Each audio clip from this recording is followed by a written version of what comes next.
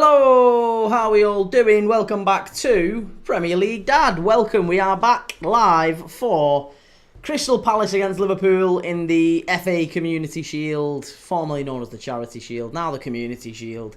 At Wembley, 3 o'clock kick-off, so we are live for a good hour or so before, where we're going to be looking at all the build-up, we're going to be looking at all the possible teams. Team news is about to come in. I think team news has already come in.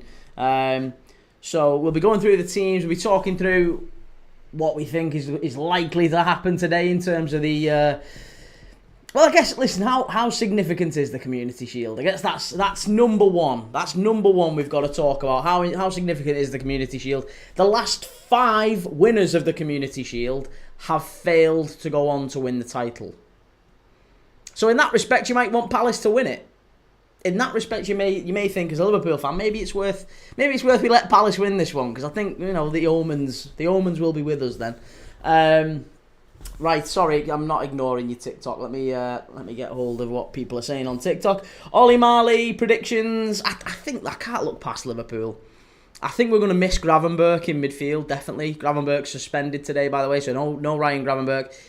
I think we're going to miss his legs, his energy in midfield, but as a consequence, we'll have Szoboszlai back in. The midfield's almost certainly going to be McAllister, Szoboszlai, Wirtz. So plenty of legs in that midfield. So we're going to ask Szoboszlai to play a little bit deeper. Yeah, which is fine. I'm not too fussed with that. But I would have liked Gravenberch in there. But I still think Liverpool win it. Probably 2-0, I think. Wouldn't surprise me, actually, if Palace did score. So maybe 2-1. Okay. One sec.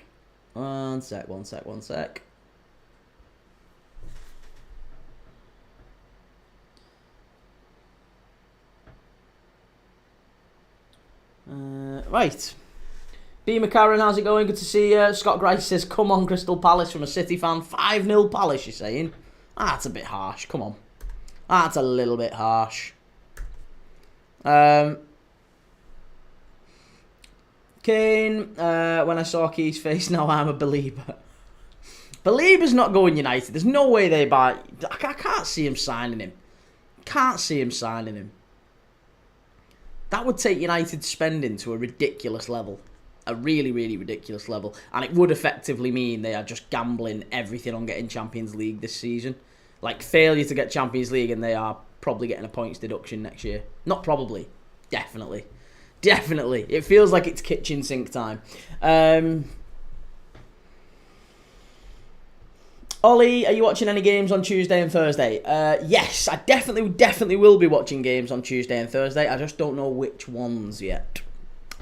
Tuesday probably is going to be Carabao Cup. I was debating doing maybe 1 or 2 of the Champions League games. I'm not sure yet.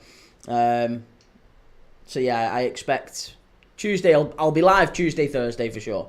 But I haven't booked any games in yet. I need to see which ones are on and actually get them penciled in.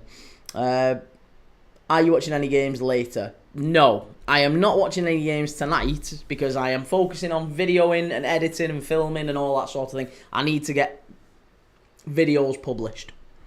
So, at some point, I have to stop just doing games because I love watching games. We love watching games, don't we? That's what we've built this community on, is watching games.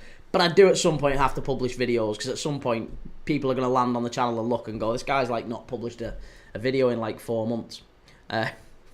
So it looks like the channel's dead even though I'm live like 2-3 times a day. So yeah, I need to focus on publishing some videos. So that's the plan. Mumsy, if United get Belieber, that's us top 4. No. There's no way United get top 4 with just Belieber. No way. You're not better than Chelsea, you're not better than Arsenal, you're not better than City, and you're certainly not better than Liverpool. So you ain't finishing ahead of those 4. Not a chance. Are you watching United and Arsenal next Sunday? I certainly am. Yes, I'll definitely be watching that. That guy Miles, I'm expecting Wirtz and Ekitike to ball out, giving their expense.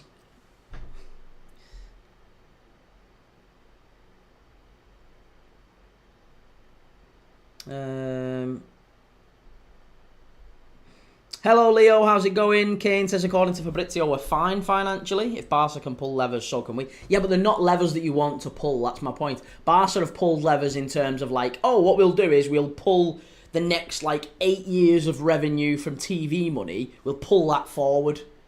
That just means they're going to be skint in years to come, and they are banking on success in order to pay that back.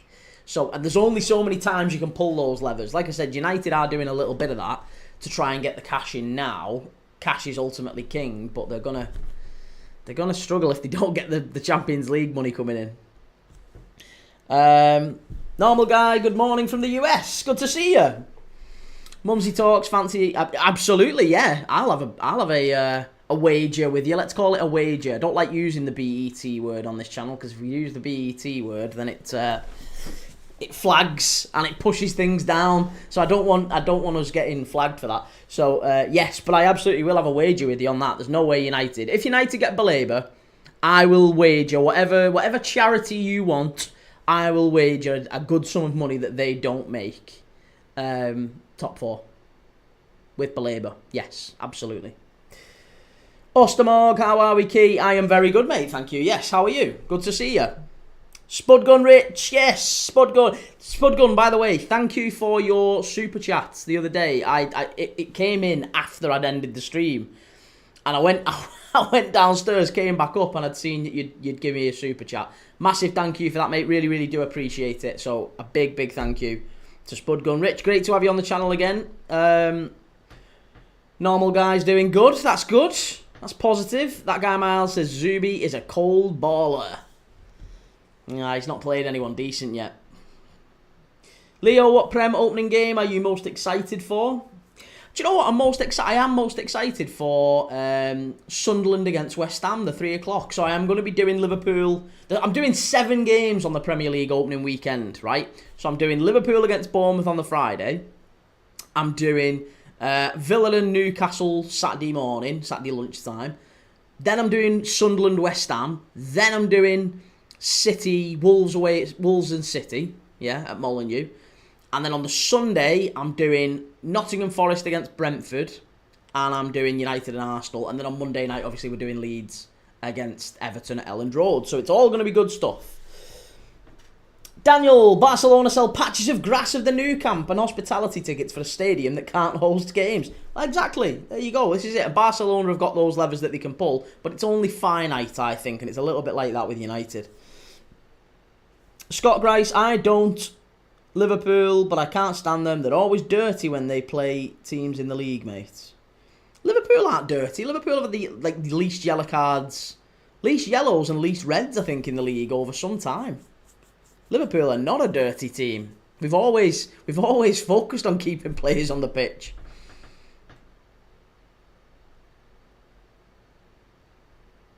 Finney, kickoff is at 3 PM, mate. I am Crute says 3-1 Liverpool. Wirtz and Ekitike both to score. Well, let's just go through the lineups because the lineups will be out. Let's go through the lineups. Let's talk through the lineups. I want your thoughts, your predictions on this one.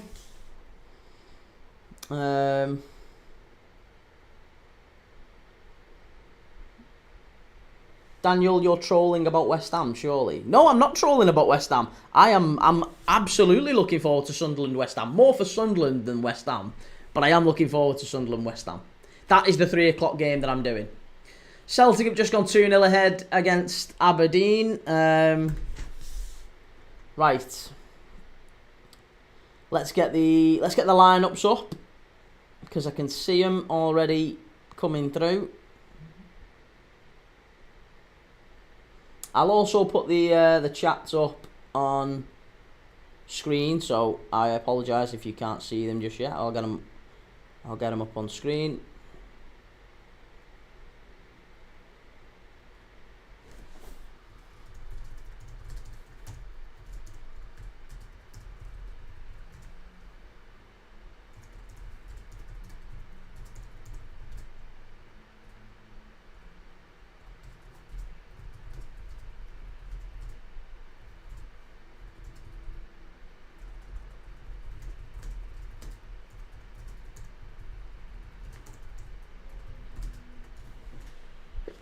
Excuse me.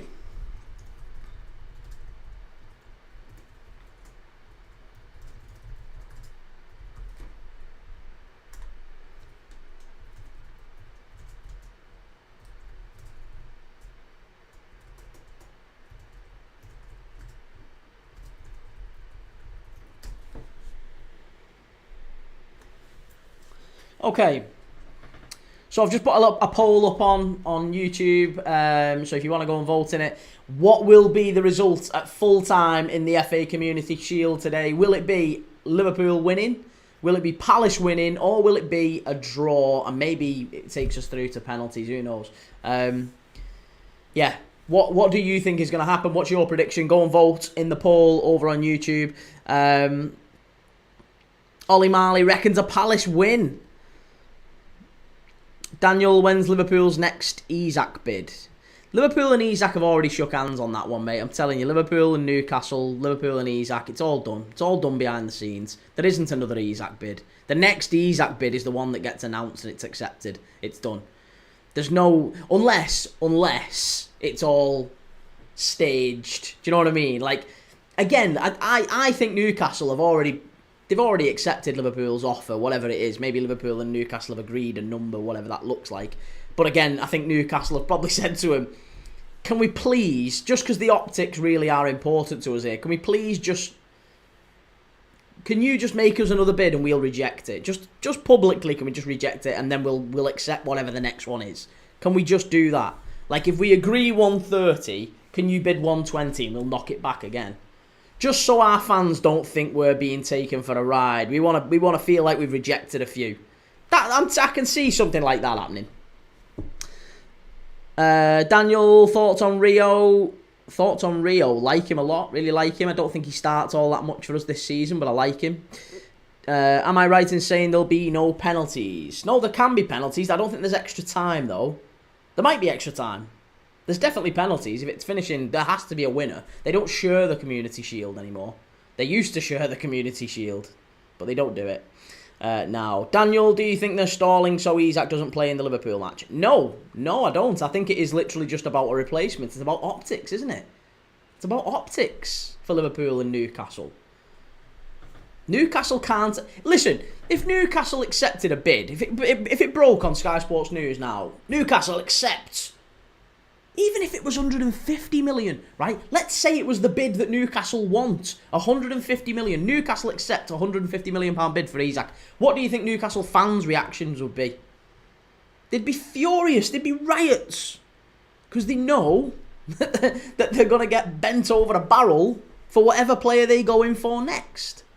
So they have to maintain that Isak's staying. He's not going anywhere. We're not selling any... And then, meanwhile, behind the scenes, they're like a duck under the water. They're paddling away furiously, right? And they're trying to get Kolo Muani, Wissa, whoever else they might end up getting. But they have to get a replacement either in the door holding the shirt or at least on the way for the medical before that news about Isak breaks.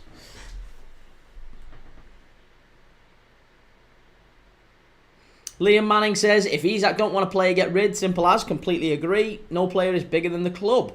Unknown FRX, is the game on TNT? It certainly is, yes. There's no extra time, says Ahmad. FC Gamer, have you got a Newcastle shirt? I have, mate, yes. I've got the old Northern Rock shirt. Liverpool win 2-0, says Ahmad. Celtic winning 2-0, says Liam. William, do you know anything about that Paraguayan defender who plays for Getafe, who Sunderland are going to get? Yes, Alderete. Decent player. Very, very decent player, Alderete. Experienced. I'm not sure he comes in and he's like, you know, earth-shatteringly good, but he's very experienced. He's, yeah, I think, if I'm thinking of the right player from Getafe... There's a Getafe centre-back who got an awful lot of yellow cards, disciplinary-wise. I don't know if it was Alderete. He's not a bad player, though. Yeah, he's not a bad player.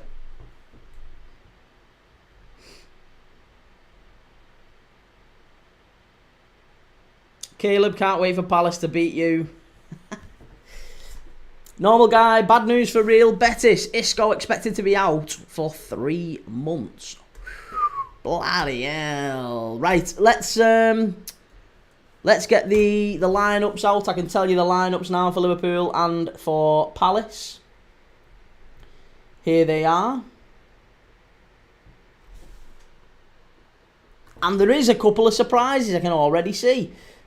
Couple of surprises in both teams. So, I'll put them up on screen now on YouTube. If you want to go and check it out on YouTube, I'm going to put the lineups up on screen so you can have a look at them. And then I'll talk through. So, here we are, lads and lasses.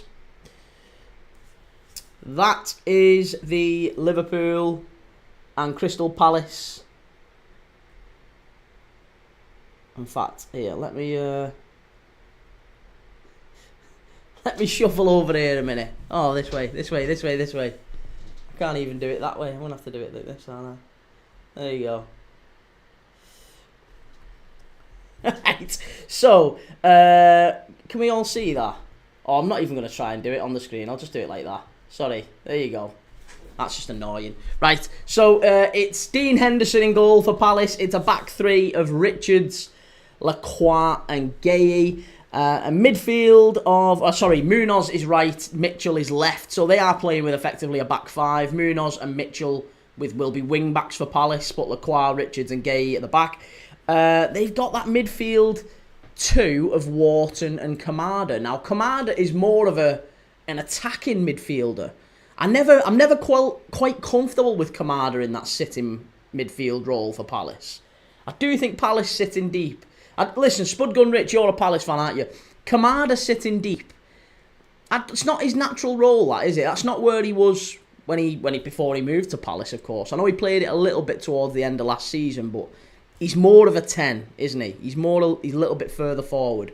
But I think they'd probably prefer Lerma there, or maybe Decore there alongside Wharton. But they're having to make do with Kamada. They have got Will Hughes on the bench. They have got Lerma on the bench. They've got is it Devaney as well, who could come on and maybe play there.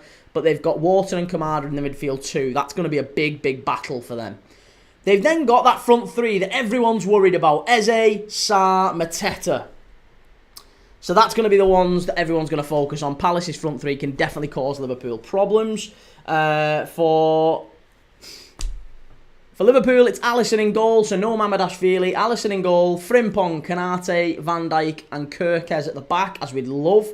Gravenberch, Szoboszlai and Vert starting in the three in midfield, and then it's Salah right, Gakpo left and Ekitike through the middle. Now, I thought Gravenberch was suspended for this one, so I'm a little bit surprised at that. I'm a little bit surprised. I thought Gravenberch would have been suspended.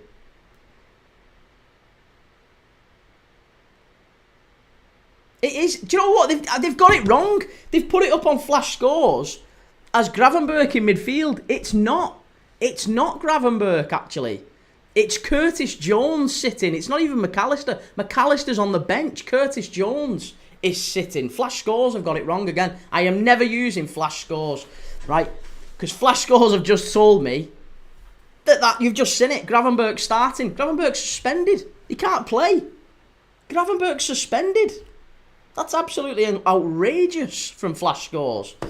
So there you go. Yeah, it's Curtis Jones in midfield alongside Szoboszlai and Vert's just in front. Curtis Jones, I'm quite happy with that, but I'm surprised we've not got McAllister in there.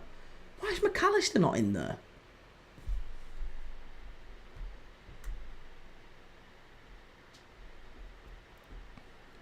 Daniel, do you think Kirkes will be a better signing than what Robinson would have been? As in Anthony Robinson from Fulham? Yes, 1,000,000% better. 1,000,000% better. Robinson's like 7 years older, and he's not as good as Kirkes. He's 7 years older and he didn't get anywhere near the sort of output as Kirkes last year. I think Kirkes is better than him, and much younger, yeah. So, much higher ceiling. Ahmad, there's no extra time. It's pens straight away. Callum says Reds will win 3-1. Liverpool win 2-0. Ekitike inverts the score, says Ahmad.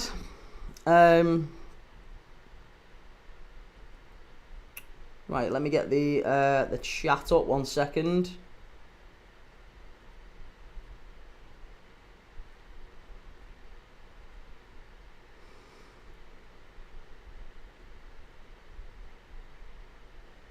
William Naylor Leland. So what's the thing with Gravenberch not being in the squad? He's there. He's just basically he's suspended, mate. He got sent off in the last Premier League game of the season, if you remember. So he got sent off. So that's why he's not in the squad. He can't be in the squad. He's suspended.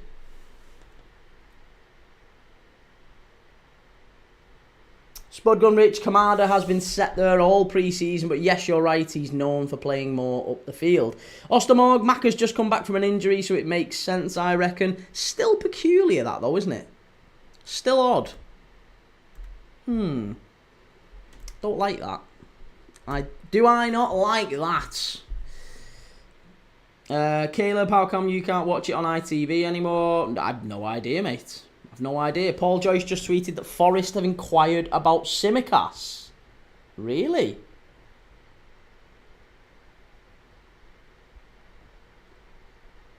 Let's have a look.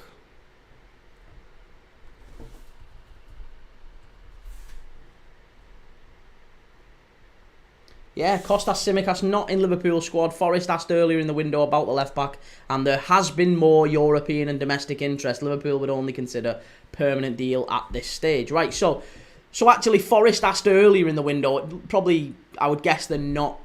Maybe they are still interested, but it seems like the interest that has prompted him to not be in the squad is not from Forest. That feels like what Paul Joyce is saying there. Paul Joyce is saying that there's been more interest and that's why he's been left out. It's nothing actually to do with Forest, I guess.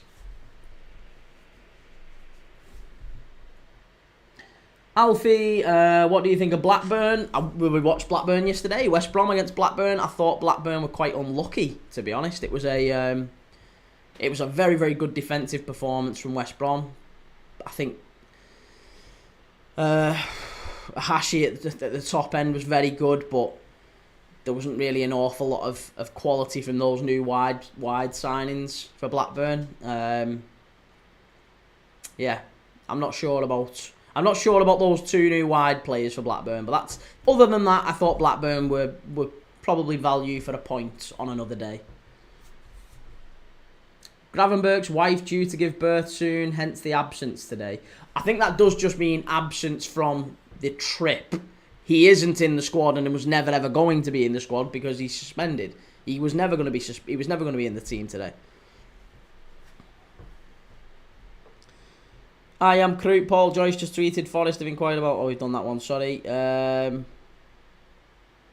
Is Bekra? Did you even watch Kosovo football? I haven't watched any Kosovo football. No. Although I have watched. No, actually, that's a lie. I've watched a little bit of Pristina the other night. Pristina I watched.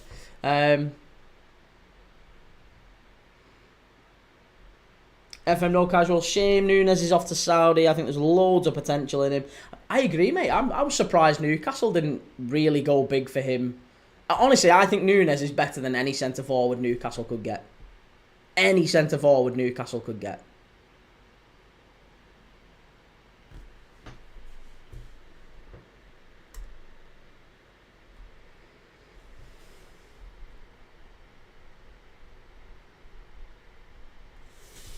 Finners Matty, he's not suspended. It's a one-match ban, and people have been saying he can't play on Friday. Yeah, it's a one-match ban, and this is a domestic suspension, right? So why wouldn't he be banned for this? Surely, if it's a domestic suspension, you get banned for the first domestic game of the season. He was banned for this, definitely. This is his suspension up. I reckon he's fit on, or I reckon he plays on Friday. No reason why he shouldn't, I guess. Newcastle wasn't going to pay 400k a week for Nunes. He's not on 400k a week. 400k a week? Where are you getting that from? Callum Ekitike is the man to watch today. Daniel, it's nice to see your graphics are always improving. Which graphics? Are you talking about the thumbnails? I'm doing my best, mate. Honestly, if you look back to the ones at the start, it was dreadful, but I feel like they are getting a little bit better each time. Think where they'll be in another couple of months. I'm having to go through this shit stage now to get where I should be. Spud Gun Rich, any thoughts on the new rules coming in? E.g. new offside, cameras on the pitch for celebration. I don't know, you've caught me off guard there, Spud Gun Rich. New offside rule? What's the new offside rule? What have I missed? I might know exactly what you're talking about when you tell me. But when you've said it, I actually don't have a clue what you're talking about. What's the offside rule?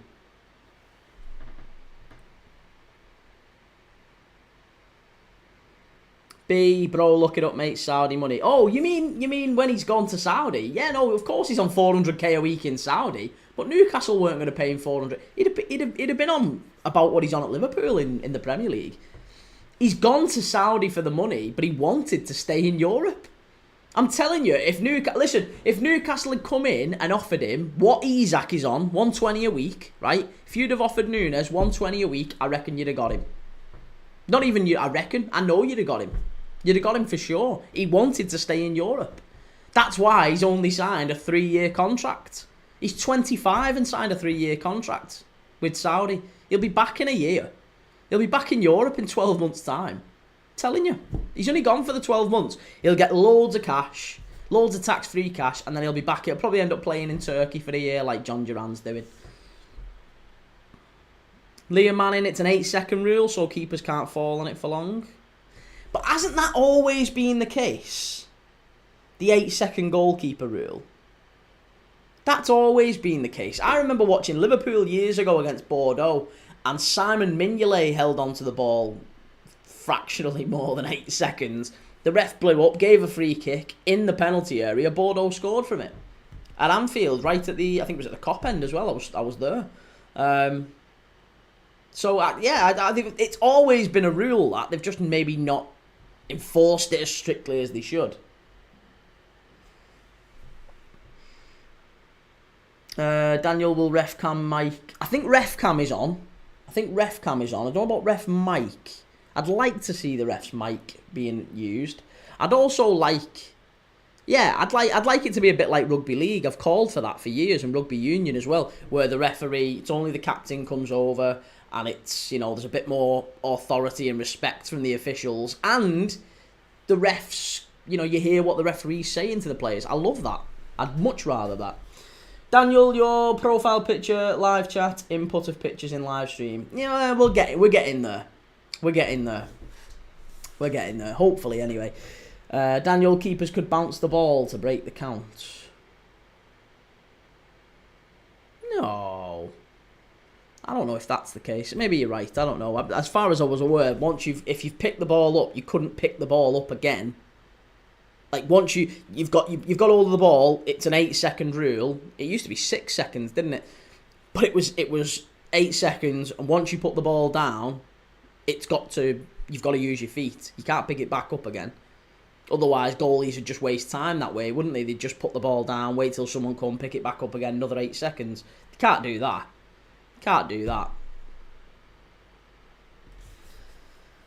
Yeah, that'd just be time wasting, wouldn't it? There's no way that's...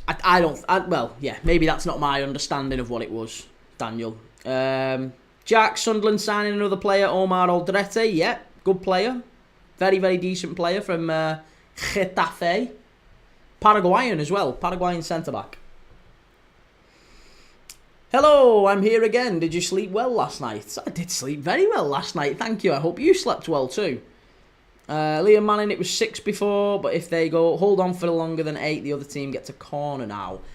That's the rule. That's the one that I didn't remember, or at least I wasn't fully au fait with it, let's say. Yes, okay, so that makes sense. If the goalkeeper hangs on to it for more than 8 seconds, it's a corner to the opposition. I like that. And do you know what? They'll only have to do that once or twice. Once or twice they do that, and I tell you, goalkeepers will start getting rid of it double quick. Because there's no way, managers will be raging. As soon as the first couple of times it happens, everyone will complain. They'll go, that's ridiculous. Our goalkeeper held on to it for 8 seconds and we got a corner and they scored off it.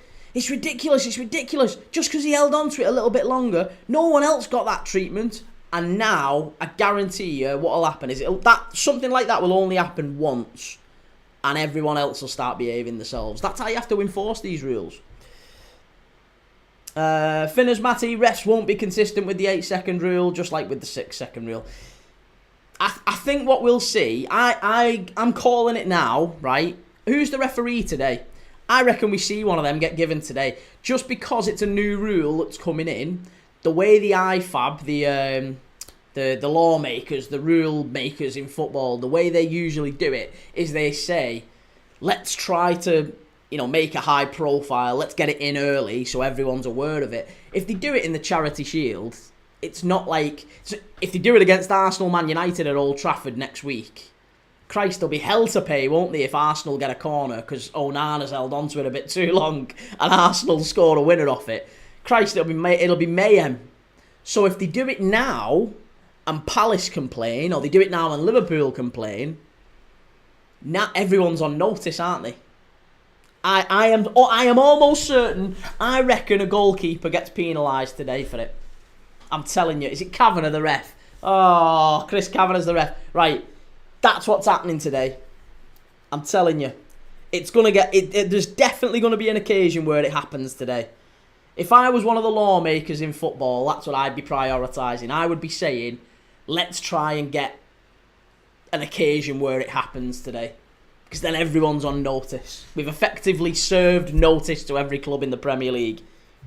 If you do it, you're going to get punished like these are.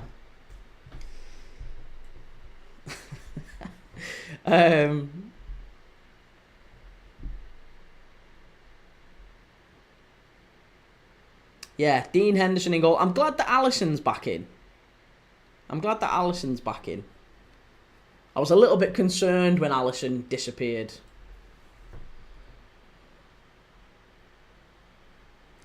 Key, what's your prediction for today's game, mate? My prediction is 2-0. 2-0. Van Dijk and Kanate, I don't think they score past.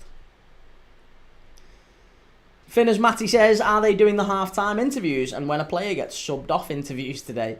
I hope not. See, that's the ridiculous thing. That's just to squeeze a little bit of more money out of the sponsors, innit? But I hope not. Alan says, Alisson disappeared as his wife had surgery. Is that really the case? Oh, I didn't know that. Okay. I didn't know that. Thank you for that, Alan. I wasn't aware of that. I thought he just... Because he disappeared due to a personal matter, didn't he? Obviously, that now makes sense if that is indeed what it was. But then he popped up talking about, like, religion in interviews in Brazil. Clean says, I think it's going to be a fun match. I agree with you. Joe, is it the 8-second rule? Yes, that's what we're talking about. Yeah, we was talking about the 8-second rule. Finners Matty, I wasn't expecting Elliott to be in the squad. I think, Tsimikas has been withdrawn from the squad, hasn't he? Which shows it's probably... Things are moving. The wheels are turning with Kostas Tsimikas. He had Forest inquiring for him earlier in the window. There's obviously been teams inquiring for him since, and that's what's prompted him to be left out of the team. He's third choice. Do you know what's funny? He's third choice at Liverpool, Kostas Tsimikas, and he's on third choice left back, and he's on about 80 grand a week with 2 years left on his contract, I think. He's going nowhere. Nobody else across Europe is paying Kostas Tsimikas as good as he is, and I like the Greek scouser. I don't think for 1 second he's getting 80 grand a week anywhere else. So he's probably just sat there. I'll take me 80 grand a week. I'm happy. He doesn't have to kick a ball for a full season for 2 years. But I think there's every chance. Maybe there's been a club that's come forward and offered him a decent deal, and that's why he's not in the squad. Elliott is maybe slightly different in that Spurs are interested. Apparently RB Leipzig are interested. West Ham, we know, are interested. There's probably a few clubs still bidding to try and get engaged with Liverpool and engaged with Elliott, but he wants to stay, and I don't really blame him. I'd quite like Harvey Elliott to stay in a different world, but he's not good enough. He really isn't good enough. He's never gonna be the Mo Salah replacement on that right hand side ever. He's not fast enough. He's not that player.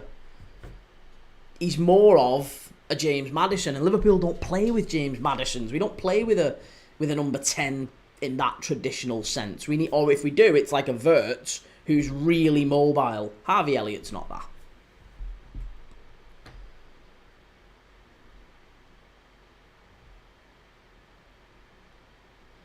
Alan, no Gravenberg, as his missus is having a baby. I do think it's not. I don't think it's because of that. I mean, I know they've said his missus is having a baby, and that is probably why he's not at Wembley physically. But that's not the reason he wasn't in the squad. He wasn't in the squad because he's suspended. He has to be. We have to take account for the fact that he got suspended. He got a red card on the last game of the season. He was definitely going to miss the game today. Whether his wife was having a baby or not, he was missing the game. Liam Manning, Harvey Elliott plus 120 for Isaac. 120 quid. 120 quid, I'd give you that, no problem. Alan, his suspension doesn't happen till Friday. Why? It's a domestic suspension. This is a domestic game. Surely that's not true. Surely that's not true.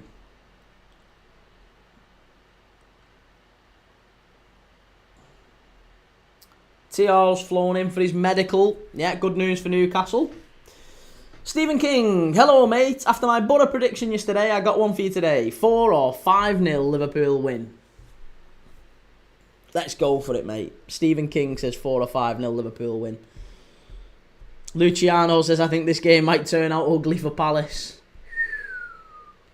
Oh no. Bernie's 100% suspended. I thought he was suspended. He got a red card in the last game, so if he's suspended, I mean, it's a happy coincidence that his wife's giving birth, and congratulations and all that good stuff. But he's definitely suspended for today's game. Liam Manning, Elliott would thrive given the chance to be good at a mid-table club. Oh, Elliott would be brilliant at Newcastle. I think he'd be brilliant at any team that isn't Liverpool. Honestly, I'd go as far as saying I think he would be brilliant at Arsenal and City as well. I think he's as... I'm not going to say he's as good as Odegaard. And I'm not going to say he's as good as Foden. But I think he could be with regular minutes and with a proper... Like, he has that ceiling. But we don't really play with those type of players. It's not Liverpool's system. So I think Newcastle, Spurs, Villa, absolutely, they'd love him. Alan, the FA classed the Community Shield as a friendly, so suspensions don't count, unfortunately. Oh, that sucks if that's the case.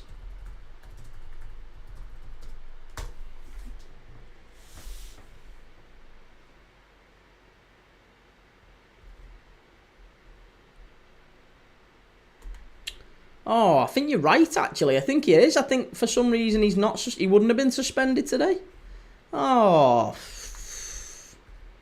That's so annoying. That was never the case before, was it? That was never, ever the case before.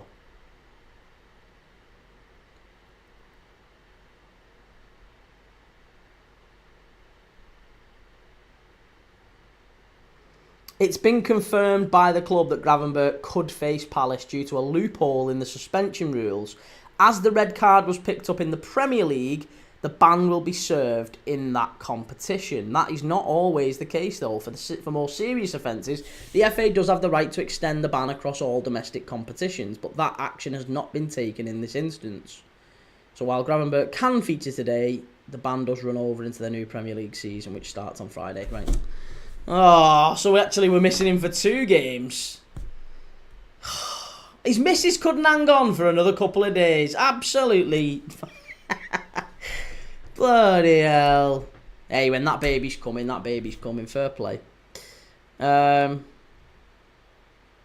Ekitike signed for Bournemouth. Yeah, good signing that. Not a bad signing at all. Creme de la FM. It's not a friendly today. Palace will want this bad. Palace, absolutely, yeah. It's a great opportunity for well, listen, let's not do the whole head patting patronising thing. Crystal Palace are going to be very, very excited about the opportunity to play at Wembley again, about lifting silverware, and for Liverpool, again, playing at Wembley, lifting silverware, just like Palace, no difference. But also, Liverpool are trying to build a title-winning side again, rebuild a title-winning side again. When we've had the massive change that we've just had, by the way, we've got rid of, obviously, Trent's gone. Robertson now is dropping out of the first team. We brought in Kirk as we brought Frimpong in. Mamardashvili's come in. We're looking for a new centre-back. Kwanzaa's left. Elliott's about to go. Chiesa's going. We've lost Diaz. Nunes. Sadly, Diogo Jota as well. Lots of change in the Liverpool side. Lots and lots of change. And when you've got lots of players leaving and lots of players coming in, what's the one thing you need in order to cultivate that winning, successful mentality? You need trophies, silverware. It's massive. Listen, Jose Mourinho talked about this. Jose Mourinho talked about this an awful lot. He said the most important trophy he won at Chelsea was the Carabao Cup in 2004 in February. Millennium Stadium. Steven Gerrard on goal. I was gutted. Absolutely gutted. But he said that was the most important trophy he won because it set the tone for the success that he went on to have at Chelsea. He got the players winning silverware. Joe, do you reckon Visser gets done this week? And if so, will he start up front against Villa? I think it definitely gets done this week. Definitely gets done this week. If he starts up front against Villa, I don't know. I guess if he's match fit, yeah, he'll go straight into the side. Alan, I still think it's shocking that Palace have to play a qualifying match for the Conference League. I know, but it's only Fredrikstad. It's only Fredrikstad of Norway, mate. They'll wipe the floor with them. I think Palace are doing... It's better. It's better for Liverpool. Sorry, it's better for Palace if they stay in the Conference League. And I've said this a few times. I honestly think that Palace might be better just saying, Forest, you can have it. Have the Europa League. Have it. Forest are being... I think it's a little bit ratty what Forest have done. But I would let them have it then. Fine, no problem. If you wait for throwing the toys out the pram and you're going to effectively ambulance chase, fine, you have it. You have the Europa League. We'll have the Conference League. And I reckon Palace will be back in Europe themselves next season. Best thing for them. Spudgun Rich. I would say this is bigger for Palace, as Liverpool have 16 of these already. Yeah, okay, fair enough. Yeah, maybe it is bigger for Palace. But I don't want to say that and it come across patronising in any way, shape or form, because I do think it's big for Liverpool too. It's not a... it's not friendly, is it? Ben, this is Jones' audition for Friday. I still think McAllister starts Friday. Liam says Newcastle interested in Jackson if Isak goes. Oh my goodness me. Jackson. Joe, I know we've been rejected by our main targets, but our transfers have still been quality. Elanga's a good signing. I don't think Wisser would have been a signing that you would have maybe chose at the end of the season. Elanga would have been, though. I think Elanga is a very good signing. He'll prove to be a top signing for you.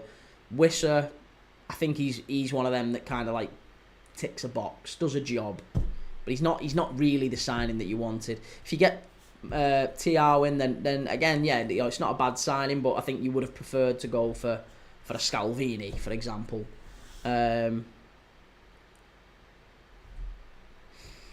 Ostermore could have a derby for the final.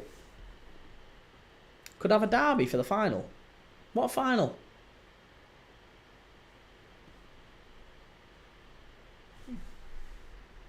Ostermorg is Brighton in the conference. Oh no, Brighton aren't in the final. Brighton aren't in the Conference League. No, Brighton aren't in Europe this season.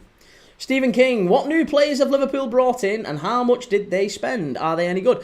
Liverpool have brought in the following players. We've brought in Mamardashvili, who is our backup goalkeeper now to Alisson. We've also brought a couple of other younger goalkeepers who are going to be like third and fourth choice. They probably won't get a kick this season.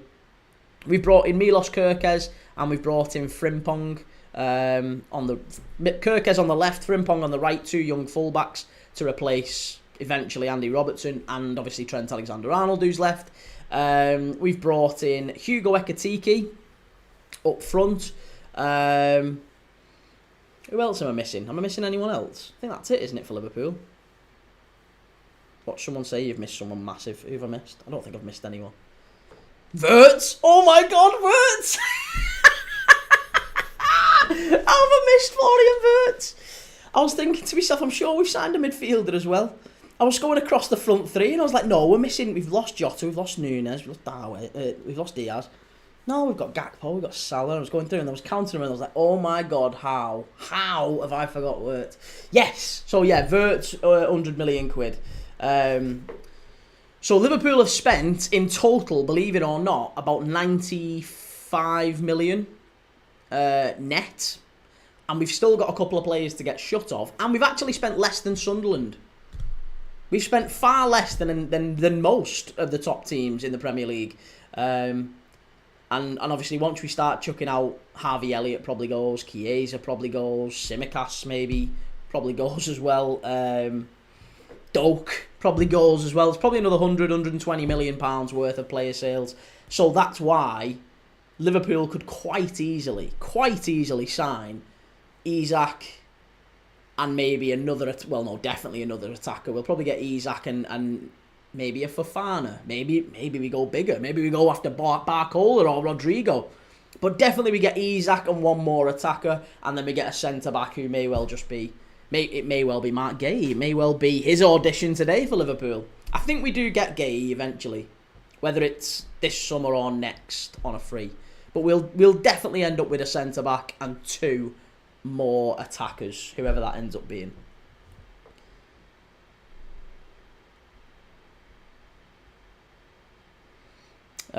Josh Doyle, come on, Key. I know, mate. I know. Shocking. Apologies. I only missed. It's not like I missed like an average sort of like if I maybe could have been forgiven for missing Mamardashvili because he's not maybe our starting goalkeeper. But Wirtz, star player, star signing. Shocking. Spud Gunrich, Joel Ward working for TNT, interviewing his old boss.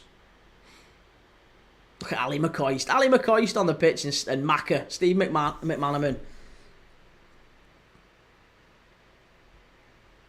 Arab Joe, can I watch it? Free TV. No, it's not on ITV or BBC or anything. No, it's on TNT, mate.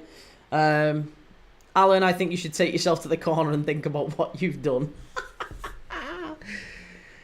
Ali McCoist, I'm sure will be back in Liverpool. He always does. He's always favourable with us, Ali McCoist. I like Ali. Brandon, what's your score prediction? Score prediction, I think 2-0. 2-0. Liverpool 2. Well, Palace 0. Liverpool 2. Oh no. Midtjylland 3. Fredericia 2 in the Danish Superliga. That is not good news. That really is not good news. How long's left in that? I hope there's not long left.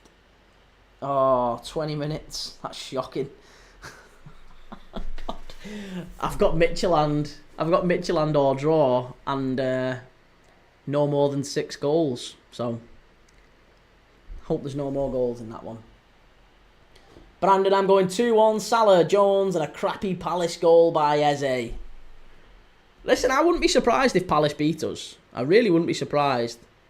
I'm intrigued to see what the away kit looks like in full flight.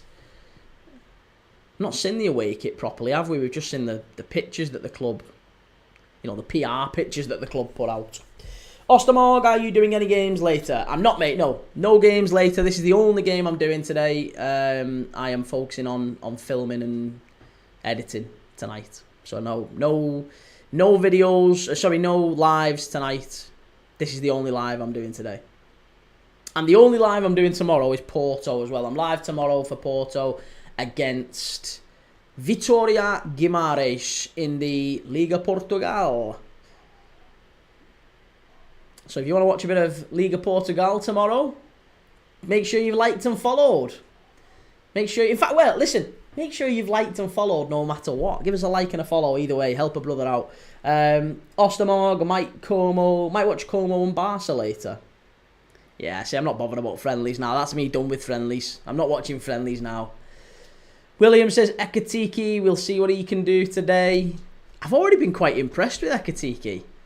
I mean, I was already... I'd watched him a fair bit last season for Frankfurt in the Bundesliga, but I was quietly content with the signing. I did say that I wasn't sure about him in terms of the fee, but I was relatively impressed with him as a signing to come in. But he's looked a lot better.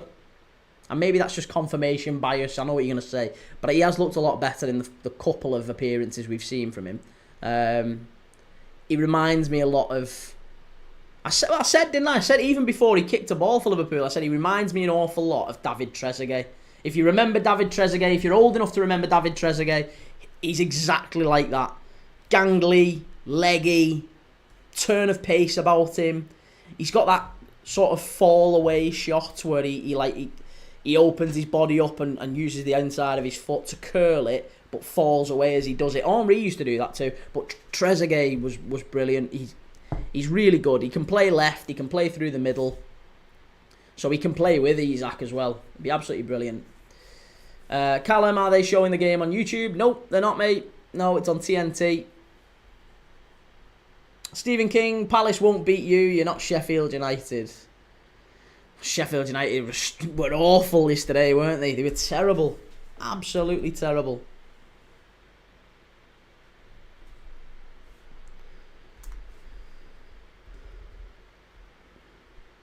Yeah, there you go. Arne Slot clarifies that Ryan Gravenberch is out just because last night he became a dad. Rio Engamoa gets the loudest cheer as the team and the subs are read out. Fair to say the travelling cop are hoping to get another glimpse of the new golden boy today. I imagine Rio Engamoa does come on the pitch at some point. What do we think? Yeah, he's got to come on the pitch at some point, hasn't he? Nicholas Jackson again absent from Chelsea's squad today for their pre-season friendly against AC Milan. It's rumours linking him away with a move to Newcastle and various others across Europe intensifying.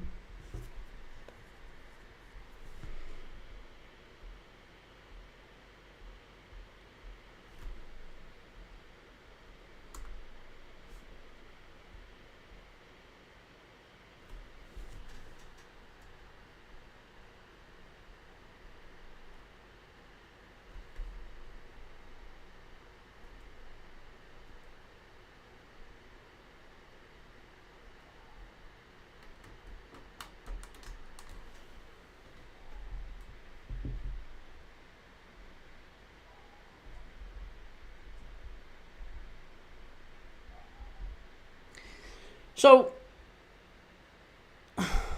just in a comment on Twitter there, someone saying, I think Szoboszlai and Jones is a really interesting midfield today. Not much in the way of defensive awareness between them, but they definitely offer physicality, legs and ball progression. Not to mention late runs into the box. I wouldn't be surprised if one of them scored today. I don't see that happening. Does anyone else feel that way about Szoboszlai and Curtis Jones? They only really do the late runs into the box thing if they've got a Gravenberch or a McAllister behind them. They haven't ever, or an Endo. They haven't really ever been they can't be the late run into the box players if they are the sitting midfielders. That'll be Florian Wirtz, won't it? Florian Wirtz is playing ahead of him. He's that guy who'll run late into the box. So if there are going to be any late runs in, I would imagine it comes from Wirtz, not from Szoboszlai and Jones. If anything, I think we're more likely to see more discipline from those two. I think they probably hold their position. William Smurf, Ekitike, we'll see what he can do today. Liam Manning, nothing against Doak, but Elliott's Premier League experience. You would take Elliott instead of Doak at Leeds. Yeah, Elliott's not going to go to Leeds though, is he? Elliott's too good for Leeds. That's my point. Elliott, he's not going to go to a team where he could go back down. He's going to go to a team that are challenging for Europe and in Europe. He's being chased by Spurs and RB Leipzig. Leeds come into that conversation and he's just like on your bike, respectfully. So I can't see him going to Leeds. But Doak, given how good he was at Middlesbrough in the Championship, I could see Doak taking a chance on Leeds, because he might look at it and go, well, at the very least, if I do go down with Leeds, I know that I'm solid and dominating in the Championship. William, do you reckon this will be the same lineup against Bournemouth, but not with Gravenberch? No, I think against Bournemouth, McAllister comes in, probably for Curtis Jones. Well, no, definitely for Curtis Jones. I'd be amazed if Curtis starts against Bournemouth, unless he plays really, really well today. Ryan, Elliott would fit Newcastle so well, they need a profile like him. The problem with Elliott going to Newcastle is they've got Elanga, they've got Gordon, and they've got Wisser and Barnes and Murphy. So he's not going to start in the wide areas, which means he'd have to start in the midfield three. And I don't think you can have a midfield three that has Elliott, Tonali and Bruno. That's really unbalanced. Really, really balanced. Elliott to Palace, though. That makes sense. There you go, Liam. Yeah, Elliott to Palace if Eze goes. I could see that happening. Definitely. Spud Gunrich, I love it that nobody is giving us a chance. Oh, I don't know. Yeah, see, I think Palace have got every chance of winning today. Certainly, they could spring a shock. I just don't think that they will. I think you'd have to say going into this one, it's fair that most will predict Liverpool to win. But yeah, Palace can certainly they've done well previously against Liverpool, so I don't see why not. Samuel, is Bayern a bigger club than Liverpool? No, they're not. No, they're a big club though. They are a big club. They're not bigger than Liverpool.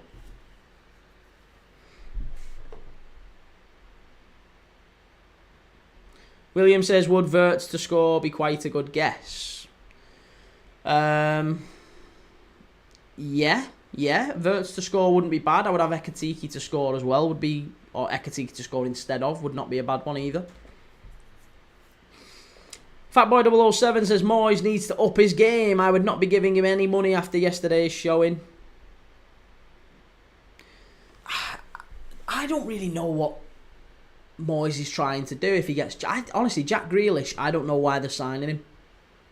Jack Grealish, to me, is a mad signing for Everton.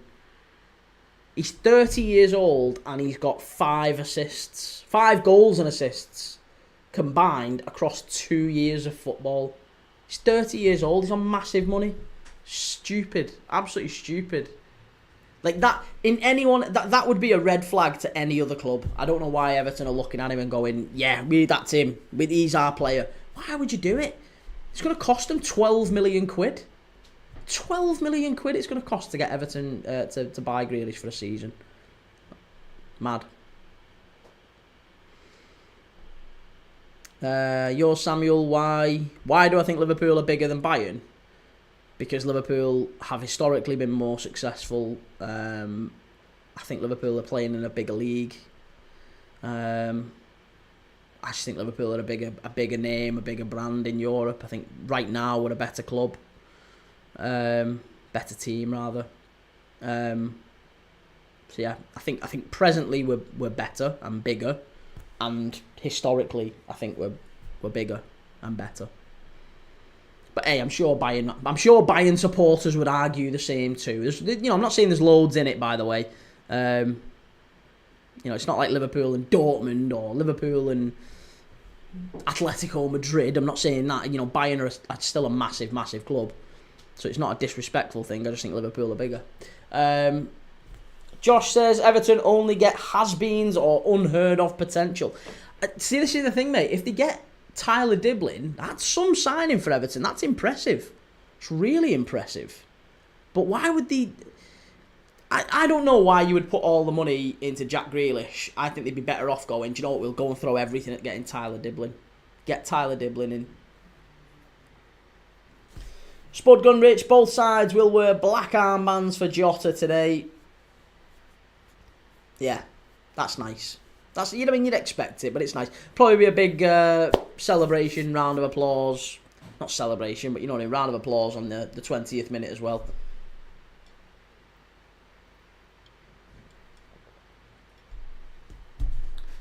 Right, I need a cloth because that's leaking.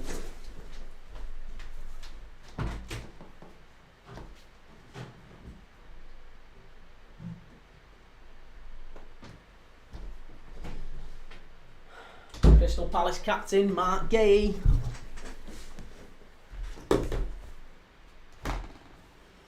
So hot.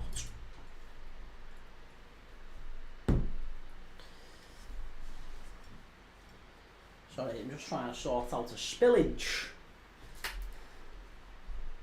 Water leaking all over the gaff.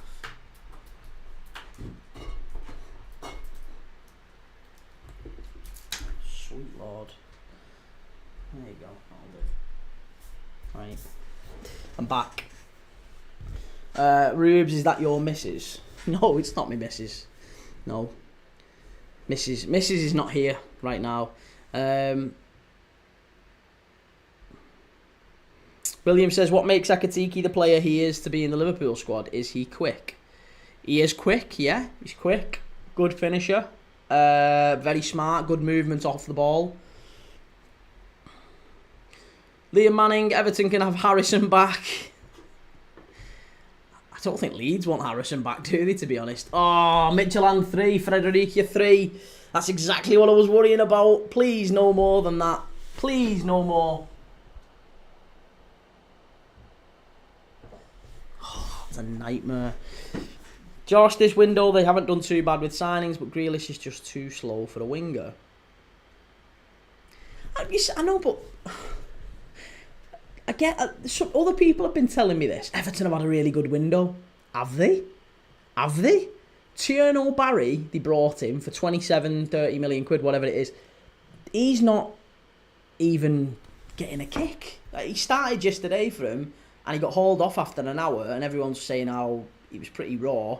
Beto's still their main centre forward, so they paid 30 million quid for a backup centre forward who's no good, not good enough for him yet. And Everton weren't great last year up front. So a player who doesn't 30 million quid for a player who doesn't improve Everton. That's some going. That is some going. They've then spent 12 million or whatever it is on Asnu, the young left back. The goal came from his side yesterday. I think he was brought in as a backup left back, but hey ho, Mikalenko gets injured yesterday, and now they're forced to start Asnu next week against Leeds. Dewsbury Hall, again, I don't think he's that good. Chelsea, I think he probably goes into the Everton lineup, but I don't really know where he plays for them. It's not a signing that I would have looked at and gone, immediately improves Everton, like massively, massively improves them. 30 million quid, he's 27 years old, hasn't got a kick for England. Spud Gun Rich, I'm loving our new training kit. I'll be having all of that. I really like Palace's home kit. I like the home kit.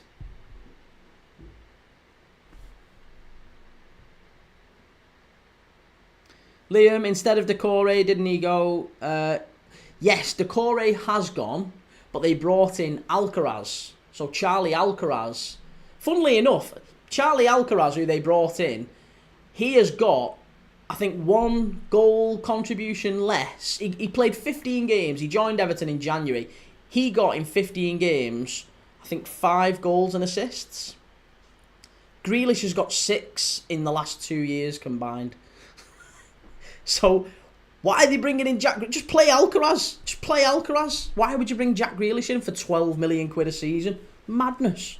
Ben Twist says, did you see Tierno Barry nearly trip over the ball yesterday when he went to try and finish it? I didn't. No, I didn't. But what I did see is all the Everton fans freaking out on social media about how bad the stadium is. How bad the stadium is or was, whatever way they wanted to look at it. They said the stadium's... There's been a lot of Evertonians really, really... not upset, I guess is the word, but disappointed with the stadium. Very disappointed with the stadium. I know it's only a test event and maybe they can iron some of these things out, but I don't think they're best pleased. Really basic things, like they were all covered in concrete dust when they went there yesterday because no one had actually swept up after the construction. So everyone was covered in like white dust. They all looked like Marv off Home Alone walking out. So they're all covered in concrete dust. That was one of them. The beers, they ran out of beer.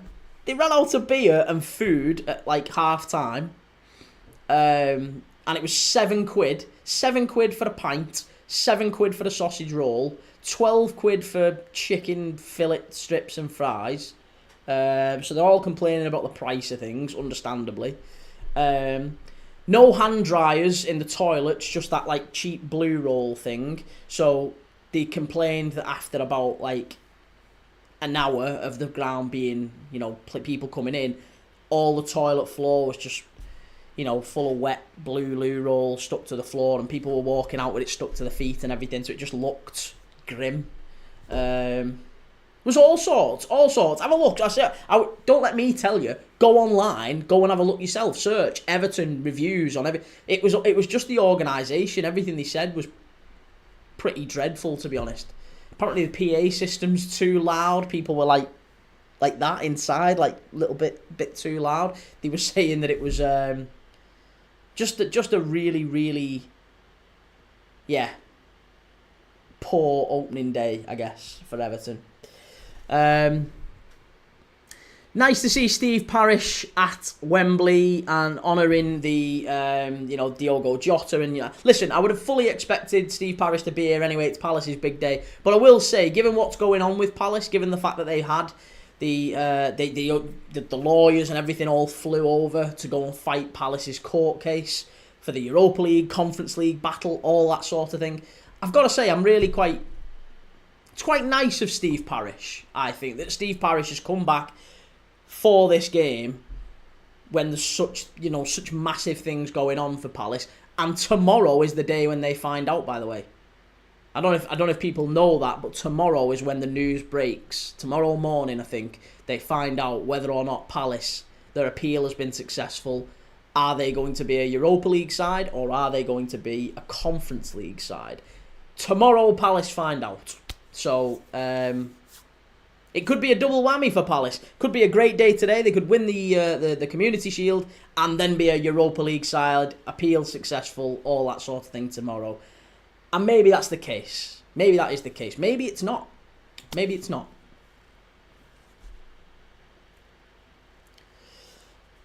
What are we saying? Edward, Kee, do you still live in St Helens? I don't, mate. No. I don't live in St. I'm from St Helens. Why? Why are you asking? Ben, calling it a test event week before season kicks off. Piss poor. I know they're away first game of the season, but it's poor that. Stephen King, who's got the worst kit in English football? Has to be Preston with that Spud Bros sponsor. Spud Bros. I mean, they came in the chat the other day. We had the Spud Bros on TikTok talking to us. Seem nice fellas. Spud Gunrich, did you see Dean Henderson Waka Waka chant he did after the FA Cup win? Google Dino's Waka song. Onye, what's the starting lineup, Key? The starting lineup is as follows. It is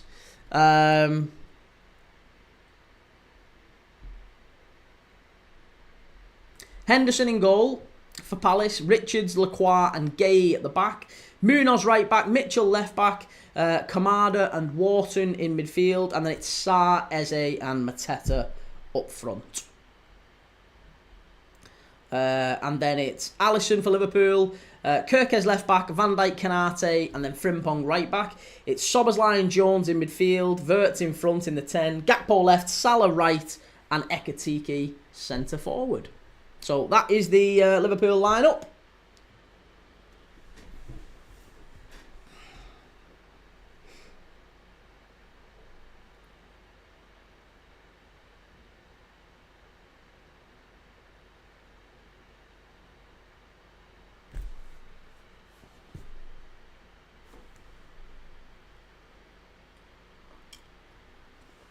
Liam says it's still sad to not see Jota. Yeah, it's really, really sad.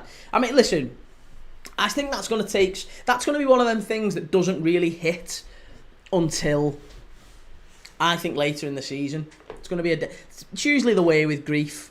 It's usually the way. It's always, you feel that immediate shock, and then sometimes it's 2, 3, 4, 5 months down the line, when you actually really, oh my God, like, they're not here. What's going on? And I think Liverpool will feel a little bit of that. And Liverpool players, the team, the fans. And if we do at the end of this season, somehow we win something big. Maybe we win multiple big things. Maybe we win a Premier League and a Champions League. Maybe we win an FA Cup. Maybe we win nothing at all, and we win I don't know. Whatever happens at the end of the season, it will be a really weird feeling walking round Anfield and doing the pitch sort of farewell to the fans. It's just mad. Kai says it should be on ITV, man. Oh, no, mate, I'm sorry. I don't know why. I don't know. Well, say I'm sorry. I had no choice in choosing it. But yeah, it is. It's mad. It's mad. I don't know why they've not put it on.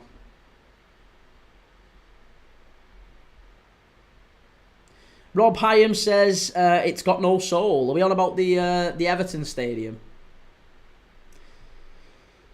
John says, what's it on? John Zena, it's on TNT. William, this will be an interesting look as to what Frimpong does in terms of defending. He's more attacking. No, mate, honestly, no. Frimpong's been brilliant defensively. Frimpong has been fantastic defensively. I think there's this perception that he's a really poor defender but very good going forward. It's nonsense. He's actually a very, very astute defender. Rubes, 200 mil you've spent to finish second or third? Nah. Mate, we've spent less than Sunderland. Remember that. Liam Manning, new stadiums have no soul. You need the crowd next to the pitch like Upton Park was. I'm sad that Upton Park went, to be honest. Sad that Upton Park's not there anymore. Same with White Hart Lane and Highbury. And I hope Old Trafford, despite everything, I hope Old Trafford stays too. William Smurf, him being quick, I suppose, is a boost too. Yeah, it is. It's a lot like Kyle Walker, I guess, in that he doesn't have to be banging position every time. Kyle Walker got caught out of position every game. Every single game, but he was always able to get back because it doesn't matter if he gives the player a yard. He's quicker than them. I'm absolutely certain that whoever Frimpong comes up against this season, even like your Doku's rapid, Frimpong's quicker. I've never seen Frimpong, and I said this when I saw him the other day. I think he's the quickest player I've ever seen for Liverpool, ever. He's absolutely lightning. Spud Gun Rich, spending money, what's that? Well, you guys can't spend money yet because you're in you don't know whether you're in the Conference League or the Europa League. John says he's a bit short though. Yeah, I mean, fullbacks don't have to be too tall, I guess. But that was my concern as well. When people were asking which fullbacks would you go for this summer, Key, when we knew that Robertson needed a bit of replacing and we knew that Trent was going, people asked which fullbacks I wanted, and I said I'd like us to go for Kirkes, but if we're going for Kirkes, I'd like us to get someone else on that right side that's a little bit taller. And if we go for Frimpong, I don't mind, but I'd rather not go for Kirkes. We need someone a little bit taller on that left-hand side because they'll do us on the diagonals. But maybe if we drop Gravenberch into a back three and we split the centre-backs, we don't have to suffer that. Shay472 says Palace 3-1. Well, you're the first person, Shay, who said Palace. First person who said Palace. Edward Key, I've said why. Okay, cheers, mate. It's how long to kick off? Well, we've only got 60 seconds to kick off. Right, let me get this set up, and then we're ready to go.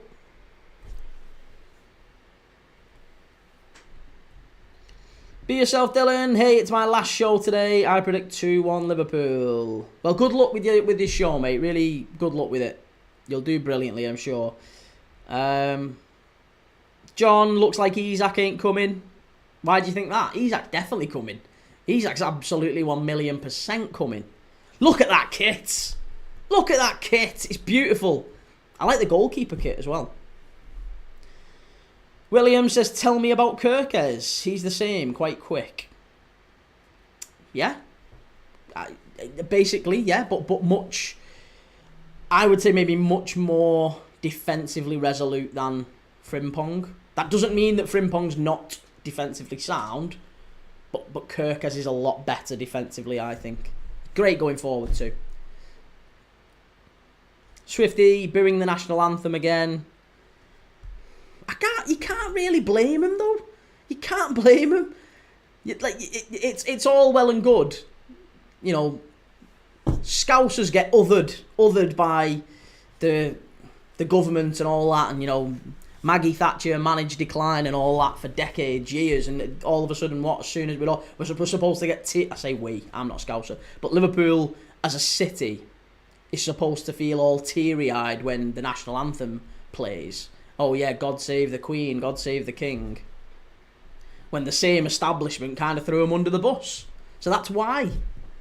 And to be honest, do you know what? I'm not a Scouser, but I am originally from St Helens, which is a mining town, and they got done by Maggie Thatcher as well. So we have a shared kindred spirit.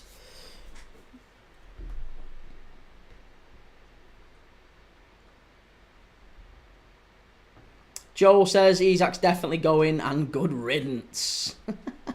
Swifty, what if people did the same for the Jota minute silence? But there's no justification for booing the minute silence for Jota. That's a really weird retort. There's no justification for booing a minute silence for Diogo Jota. There's absolutely justification for booing the national anthem. Absolutely justification for it. Right, we're off and underway.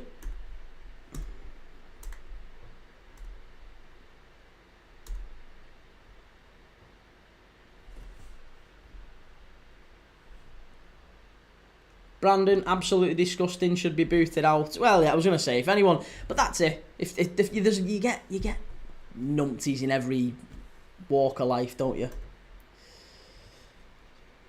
Daddy Johnson says, ready to see Verts flop, mate. Who even booed that minute silence? Palace fans booing during the Jota minute of silence. That's disgusting.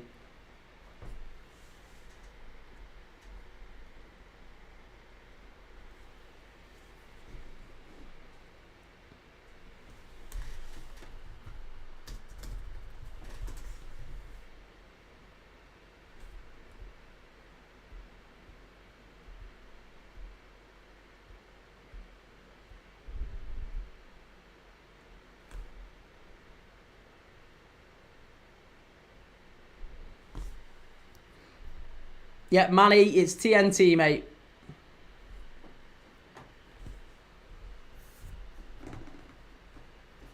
Kanate knocking it around at the back.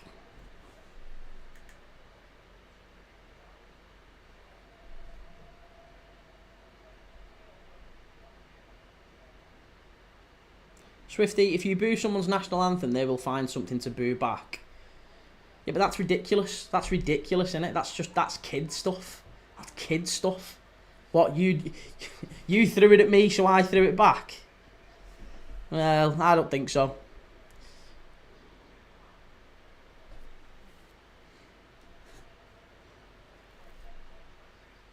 Although saying that through is probably different. If you call me a name, I'm not calling you on back. That's kiddie stuff. Salah on the right hand side.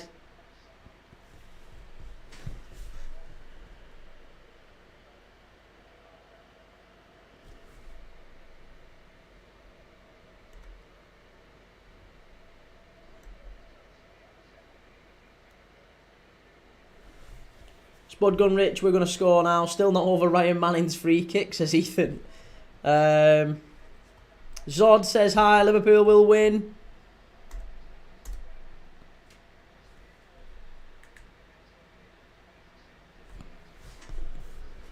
Spud Gun Rich, I'm going to lurk now, back in 10 when Eze scores. I've got no goal in the opening 10 minutes in this one, so I'm hoping and praying that there's no goal in this opening 10 minutes. I need what did I actually back? I think I did. Under 3 goals in the first half. At least 1 in the second. Liverpool to lift the trophy. No goal in the opening 10 minutes. It's 30 quid I got back for that. So that's an easy win. I would hope. As long as there's no goals in the opening 10 minutes, that's probably the hardest one. Larry, good to see you.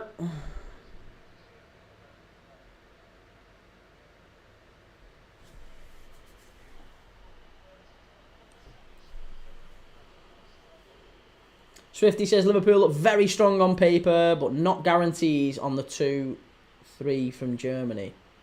Why? Why? What's wrong with them being from Germany? Ekitike, what a strike! He's done it! Hugo Ekitike! Yes! Get in there! Woohoo! Hugo's boss! Have a bit of that! Yes, look at that for a celebration! Woohoo! Yes, Hugo! Go on, lad! 1-0! I've lost me bet! Oh, no!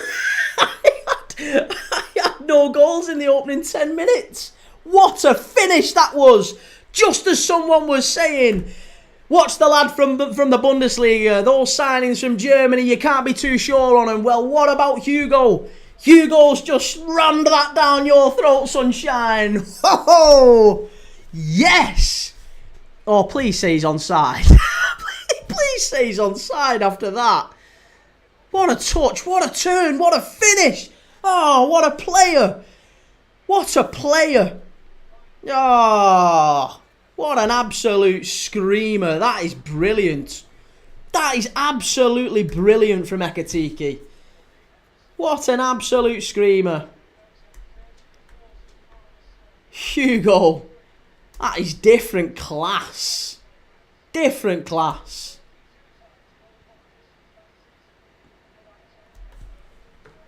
And he is onside, and it's Palace 0, Liverpool 1. Oh, yes. Yes. Spud Gunrich, did you gamble my tenner? No, it's a free £10 bet. It was a free £10 bet I was on about. But it's all good. It's all good. I would have got 30 back, but there you go. Ekitike. Who got the assist? Was it Wirtz who played it into him? It was as well. It was a Wirtz assist. Wirtz assist and an Ekitike goal. We're in again. Oi. Oh, come on. Yeah, definitely not taking Wirtz out the FPL. I'll tell you what, Ekitike might go into a few after that. And do you know what? Do you know what?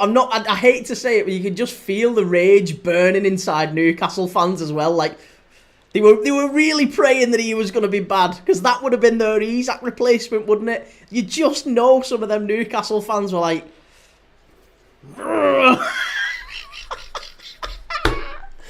oh yes, oh I love it. Swifty, I watched him score a hat-trick live against England under 21s last season. Really? 82% possession for Liverpool in the opening 6.5 minutes.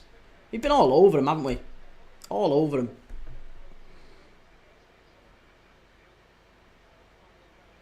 Spud Gunrich says we are totally shell-shocked by that. Can't get the ball.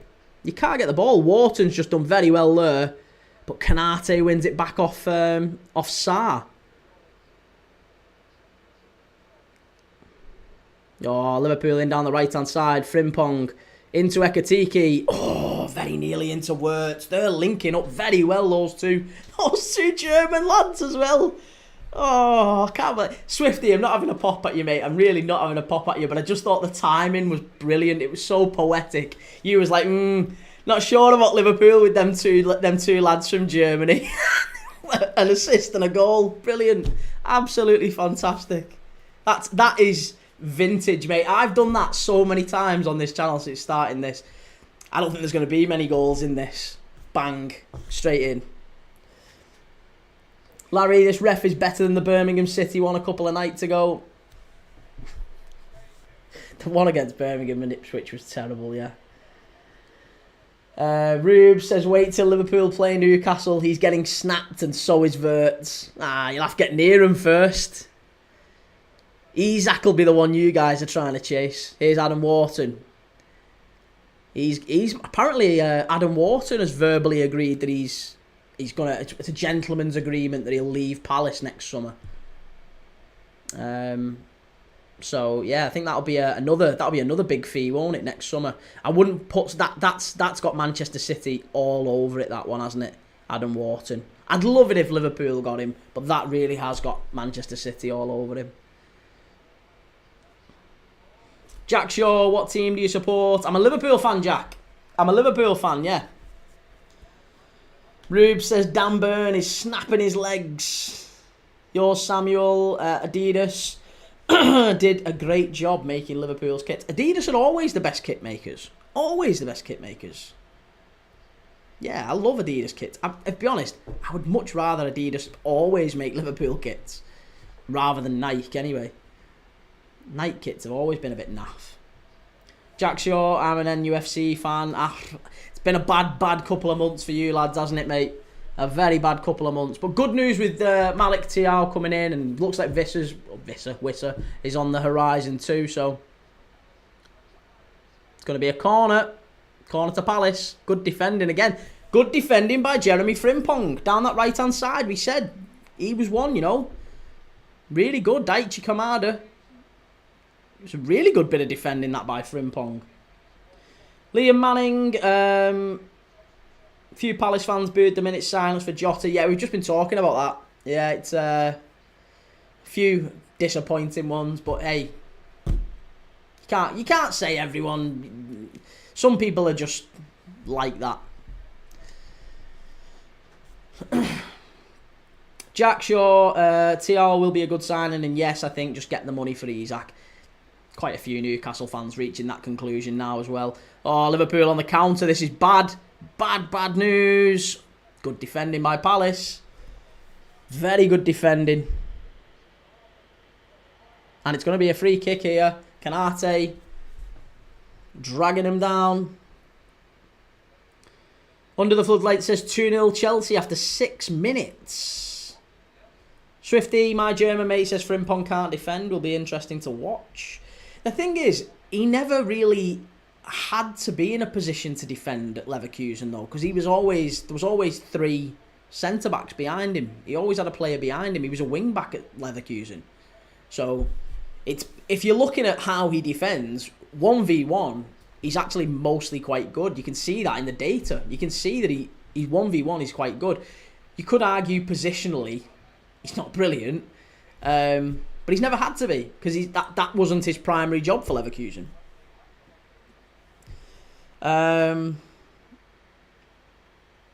Stephen King, Spud, are you still believing? There you go, Spud Gun Rich is still believing. He's a Palace fan. He's thinking there's still a chance here. Jack, I think we'll do well at St James's Park against you, like we always do. It'll be a good game, that one. Good game. I'll be live for it. Looking forward to it. Spud Gun Rich says 3-2 to Palace. Thinks the comeback's on. Liam Manning, Chelsea game on telly, but Liverpool game on TNT. Makes no sense. Palace, shot from distance. Alisson, it's going to be a corner. Reece, why is Kanate getting booed every time? I think it's because he fouled. He fouled Eze when there was a chance, or he was on the counter and he kind of hauled him down, but didn't get booked for it. So maybe that's why he's getting booed. Jack, I'm there, and it's bank holiday weekend. 8 PM kickoff. Be a really good game. Looking forward to that one. Liverpool and Newcastle. Really looking forward to it. Corner to Palace. Here we go. Ball whipped in near post. Cleared away by Ekitike. Wharton with the shot. Cleared away again. Good defending by Liverpool at the near post there. Offside flags up. Sakir Chowdhury. Who won? Who won what? Nobody's won anything yet. CFC, Ekitike goal was great. It was brilliant, wasn't it? Absolutely sensational finish.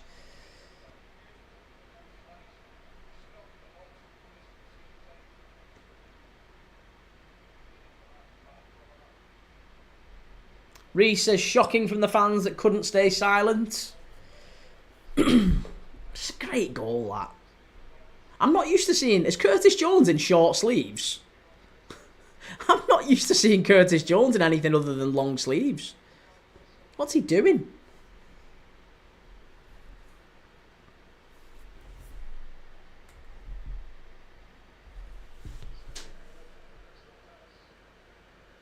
Ball played over the top. Good defending by Frimpong again. Again, people keep saying it. Salah's in now. What play that was by Ekitike and Salah. And Vert as well. Over to the far side. Must be. 1, 2. Oh! Oh, has it stayed out? What a magnificent save by Dean Henderson that is. But you could say, what a miss by Cody Gakpo. Unbelievable play by Ekitike. What a touch that is. What a touch for Ekitike. On it, this guy's a player. That was absolutely brilliant. Into Vert, Vert into Salah. Salah plays the ball over. Gakpo, he's got to score at that far post and make it 2-0. But what a save by Dean Henderson to push it away as well and out of the danger zone. Very, very good save by Dean Henderson. Really, really sharp play there. Dan says 2-1 Liverpool. Reece says Ekitike looks like he's going to be a problem. I told you, honestly, it's the link-up play. He's like a fast Bobby Firmino. Mateta's in. Could be 1-1. He rounds the keeper. No, he doesn't. Alisson Becker. That's why he's the best goalkeeper ever. Don't care what anyone says. Best goal. That's a penalty. That's a penalty. It is a penalty. That's shocking. Who was that who dived in then? Van Dijk. You moron. You as well. You as well. Oh, I hope I'm wrong. I hope I'm wrong, because that was so sloppy. That was so sloppy from Van Dijk. If you've dove in and he's actually clipped him. No, that's a penalty all day, Verge. What are you doing? Oh, it's so bad. That's so bad. That's lazy from Van Dijk, that. I don't know why you've got the front. I don't know why you've got the front to actually appeal that to the ref. That's never ever going to be anything other than a pen. He suckered you in there and you've hung a lazy leg out. Hung a lazy leg out. Absolutely shocking. There might be a check for offside, maybe. There might be a check for offside.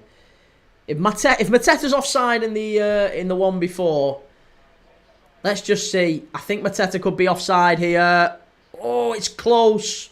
No, I think he's on. I think Mateta's on. It is. It's a pen. There you go. It's going to stand. Penalty stands. And it's going to be Mateta v Alisson. Alisson's just made a massive save for Liverpool. A massive, massive save. He's done really, really well in the 1v1 against Mateta. And now Van Dijk. Mateta 2. There you go. It's 1-1. Goal for Palace. It's back on. Jesus, man. I can't believe that. I can't believe that. Van Dijk as well. Of all the people, of all the defenders, we've had people criticising Frimpong. Oh, he's not quite a good defender. He's a bit lackadaisical. And you've got to watch him. No, the best defender in the world dives in. Lazy, that. Hanging a lazy leg out. That's so poor from Van Dijk. So poor. That is schoolboy defending.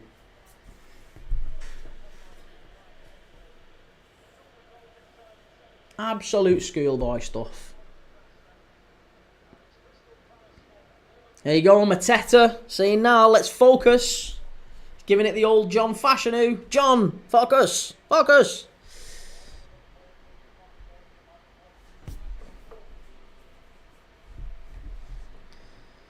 CFC Har, love this watch along, lad. Keep it up, fella. Cheers. Thank you. Give us a like and a follow. If you can, get over to YouTube and give us a subscribe on YouTube too. Premier League Dad.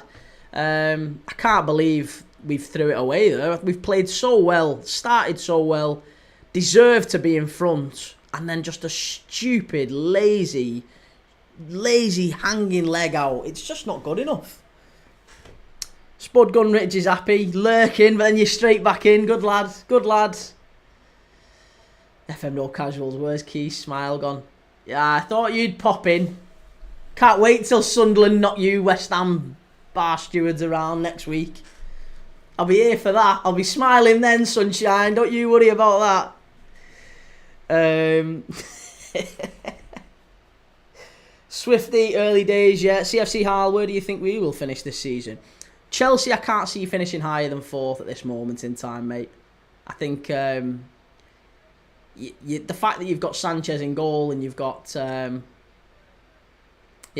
in goal and the centre-back situation, Colwill out for the season, I can't really see you finishing any higher than 4th. I think City and Arsenal are just they're a little bit better than and a little bit more on than you are right now, and Liverpool too. So yeah, Chelsea I can't see him finish higher than 4th, but I think you will get 4th.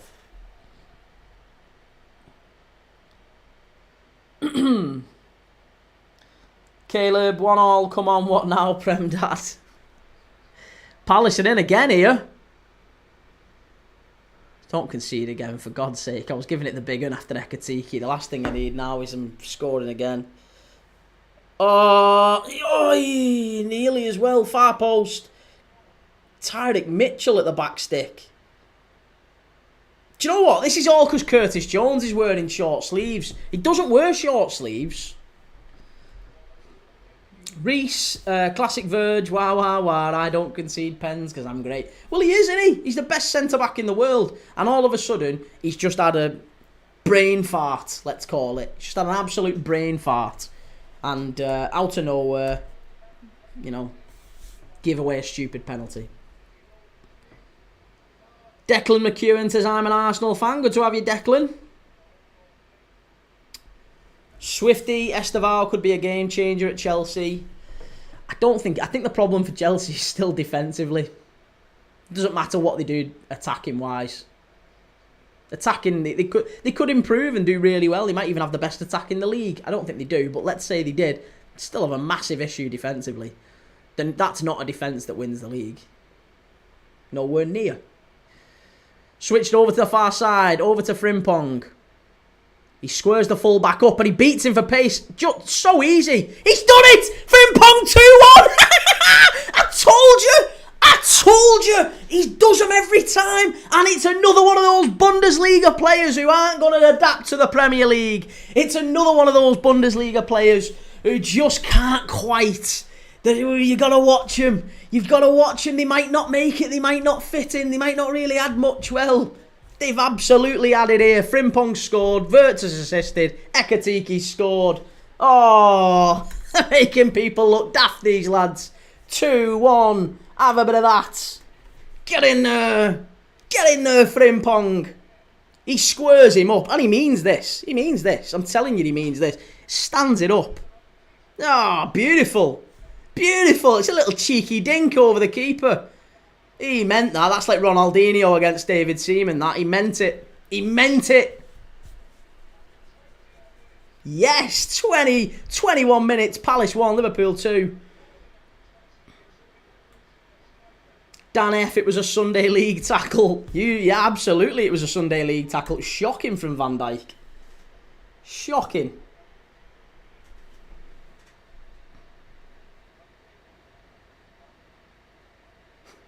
Brandon says this is going to be a good game. Oh, I hope so. Ekitike and Frimpong for Liverpool. I'm so relieved that it's them as well.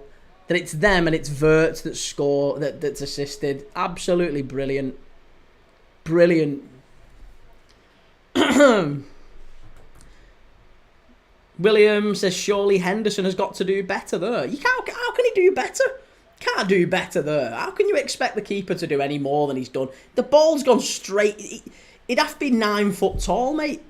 It's an absolutely... that is unsavable.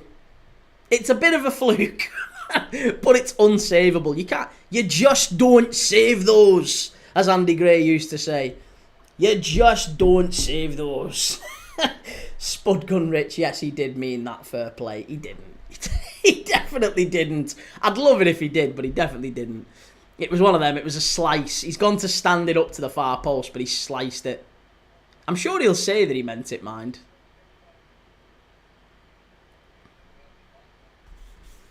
AM10 says, I need a Wirtz shot on target now to win 20 quid.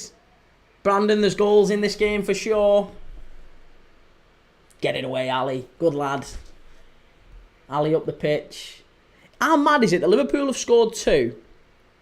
Liverpool have scored 2 and Salah hasn't been involved in either of them. Like, I know that might not seem But Salah's not really been involved in the build-up play of anything. It's been the Verts and the Ekitikes. He's here now on the ball, Salah. There's only really been one time where he's kind of got around the box in the opening 25 minutes.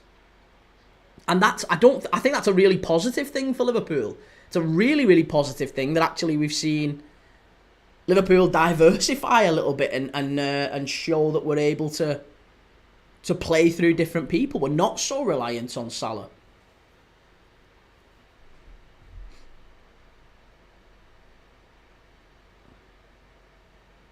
AM10, I'm starting to think we don't even need Isak. Behave yourself. Put Isak in this team. You might as well give us the quad now. Give us the quad now. AM10, it was like when we beat Bournemouth 9-0 and Salah didn't get a goal or assist.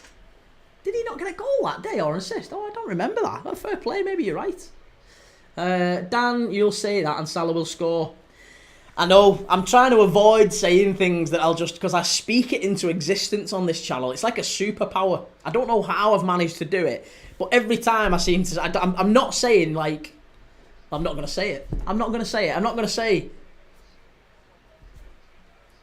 No, I'm not going to say it. I'm not going to say it. Because it will happen. It will. Spud Gun Rich, cracking game this. It's been brilliant. Really, really good game. And if not for Van Dijk, we'd have pretty much had it wrapped up by now, I think. And I don't think I've ever said that, really, about the Liverpool game, because Van Dijk's usually his imperious best. He doesn't really make mistakes. Not even he doesn't really make mistakes. He never makes mistakes. I can't remember a real proper Van Dijk mistake. Maybe the one against Arsenal, when Arsenal beat us two years ago. Probably only maybe one or two. That's about it. There's not been many. Grew! Alright, Key, how's it going? Good to see you, mate.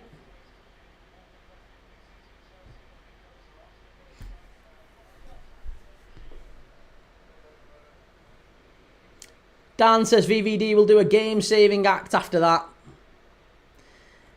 He'll, Oh, that's good play by Ali. You very rarely see Van Dijk do like last-ditch tackles. He's usually he just reads the game really well and puts it out for a throw-in. That's why I think a lot of people underrate him. They always say, "Oh, you know, he's just it's recency bias." It really isn't recency bias. You just never see him break into a sweat, do you? Gru, have you been for a trim lately? I have been for a trim. Yeah, I went for a trim, and you weren't there this time. But I was, when did I go? Last week. The one day when it's been boiling hot, hasn't it, for the last week or so. But yeah, last week when it was piddling it down, I went and had it. And I'd had my ears lowered. Probably need to go a little bit more often now. Now I'm a celebrity. MUFC Oliver, who do you think is going to win the Prem? I can't look past Liverpool. I can't look past Liverpool. He's so... They're so good. Will Hughes is coming on here now. Is it Kamada who's going off? Who is it who's coming off? It is Kamada. We said this. We said this. Spud Gun Rich, drinks break now. This game is at 1,000 miles an hour. The Craigies, fair play to Van Dijk wanting to get rivals and Palace a shred of up. A shred of up. Swifty, you get daft mistakes at the start of the season, always a couple of reds. I'm going for Arsenal. Arsenal to win it. Arsenal haven't signed enough. I don't think Arsenal's signings have been impressive enough. Gyökeres, Madueke, Norgard, these are not signings that win you the Premier League title. Zubamendi, I think, is a good signing, but I don't know how he actually adapts into their midfield because they've just lost a load of energy and physicality with Partey going. So I don't know. I don't know. Crew, I was meant to go Wednesday with my dad, but too busy, pal. Did I hear right, by the way, Gru? Did I hear right? Because I heard after you left that day, the guy, the barber, said that you own a fishing place. Is that right? You own a fishing... I don't know. I'm not into fishing really, but my brother is. And when he said, you own some fishing place, I was like, oh, right, dear. I won't say it on here, but, I mean, you can do. You can do if you want to, if it'll help. But, yeah, I heard it. I was like, oh, interesting. Nice. I thought that was very, very good, very impressive. Because my brother knew about it. I don't really go, but my brother knew about it. Ness, are you biased against Man United? Yes, I'm a Liverpool fan. Same way, if I asked you, are you biased against Liverpool? You would answer, absolutely yes. But that doesn't mean I can't give an opinion. I can still give an opinion on United that isn't totally ridiculous. The candy's on. Hi mate, hope all is well. I've got your message. I have got your message from last night, but I didn't. I got back and fell asleep. I apologise. I'll have a look at it as soon as we finish today, because this is the only game we're doing today. Liam Manning says Arsenal to finish second again. I think Arsenal might finish even third, maybe even fourth. Liverpool down the left-hand side here. Gakpo. Back to Szoboszlai, who sends it over to Frimpong. What a ball back. Unlucky.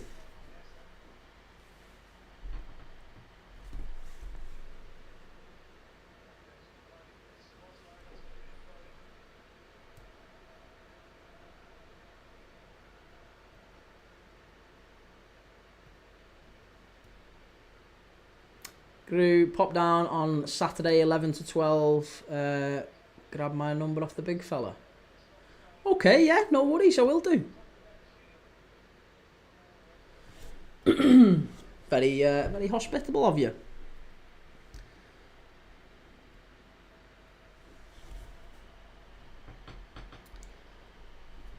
I was going to say, hey, look at me coming up in the world. It's not what you know, it's who you know and all that. Rubbing shoulders. Kanate. Oh no, it's Van Dijk who's got the ball here. We are playing with split centre-backs here. Kanate is basically in the right-back spot and Frimpong's past the halfway line. So you can see Liverpool have almost dropped into a back three. Kirkes plays it long and Ekitike's running the channels. It's going to go out for a goal kick, that. Oh, it's at the corner flag. It's going to be a throw-in. Good play, Ekitike. I like it.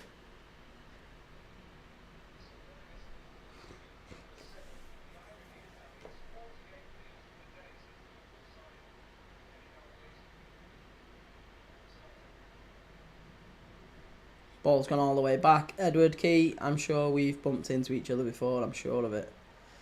If we have, I don't remember it.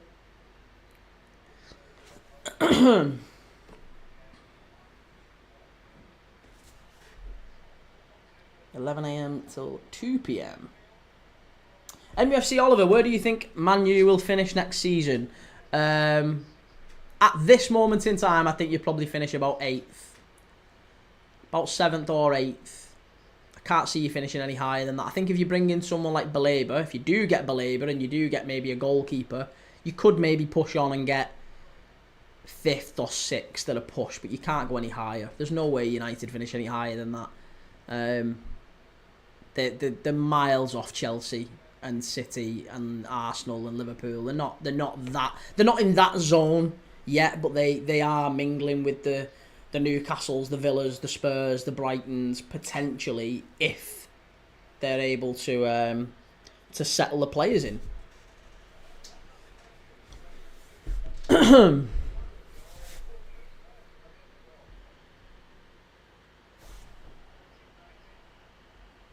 Ada, no. What about no? What is no? What? No what? What are we saying no to?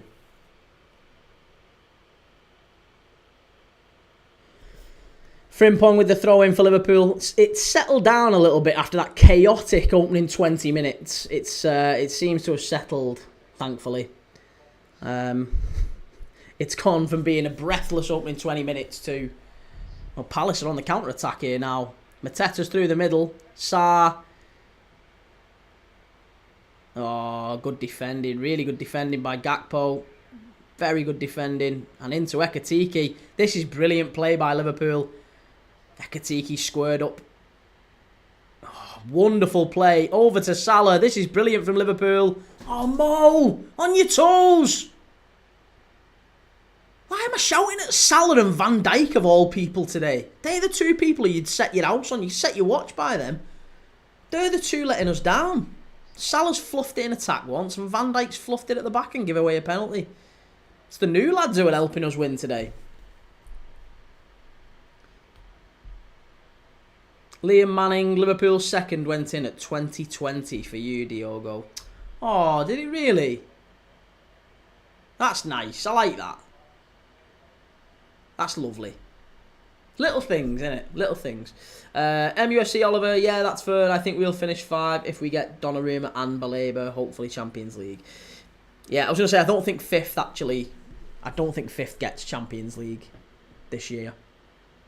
I think it's only top 4 gets Champions League. I'd be very surprised if 5th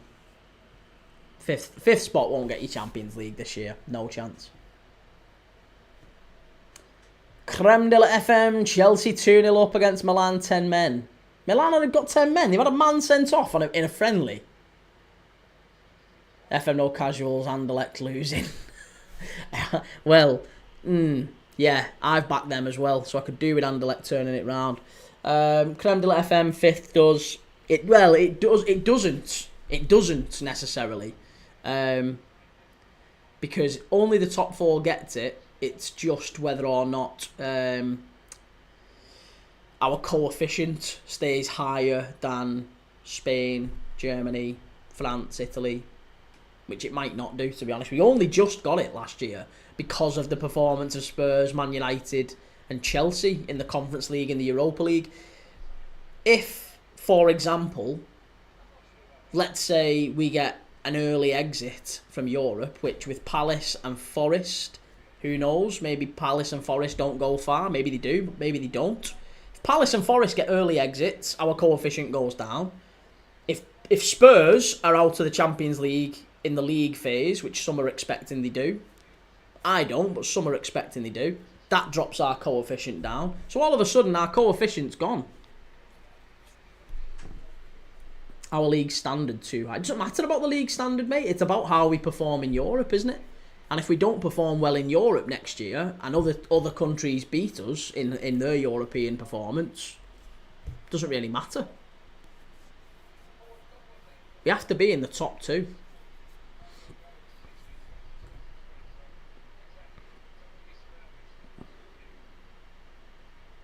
FM No Casuals, there's been loads of red cards in friendlies. It's Kirkes and Sobersley. Oh, what's that? That's really poor. Really poor. Creme de la FM, exactly our league standard means we have more high performers. That's true. Yeah, we do have more high performers, but often we don't always make the last finals of all the European competitions. So, I guess it depends. Ultimately, we don't know yet. We don't know. It depends on the league placings of these companies, the European placings of these countries, and we'll see.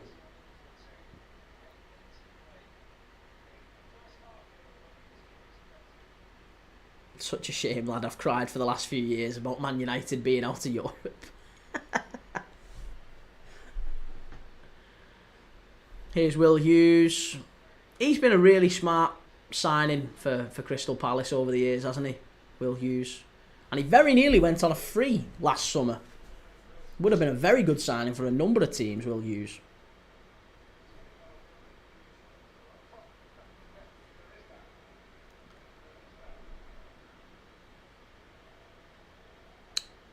Ball over the top, straight through to Alisson. 8 minutes to half time. Stop getting coefficients wrong. Don't smile, you've broken your neck.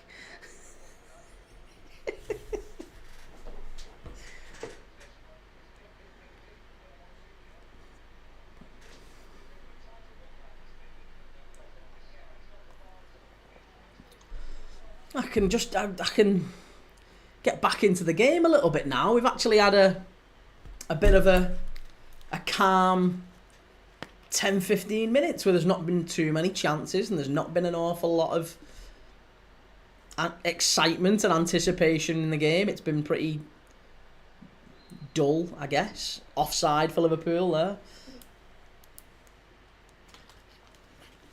I do like that kit. I really like that kit. I like both kits. I'm an absolute kit nerd, but I like it. Jay, what channel do you watch it on? As can't watch it. You can watch it on TNT. Cremdale FM, are you a Liverpool fan? I am a Liverpool fan, mate. Yes, I am. Gru, Will Hughes would have been good for the blue. Yeah, but they definitely need a midfielder. A sit-in midfielder like Will Hughes as well. Everton just need pace in wide areas, mate. They're going and getting Grealish. I don't know why. Spend a fortune on Grealish.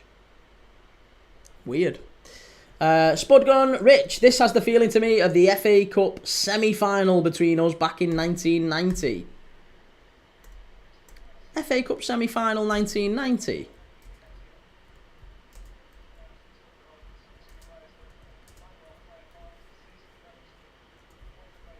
Was that when you... was that Pardew?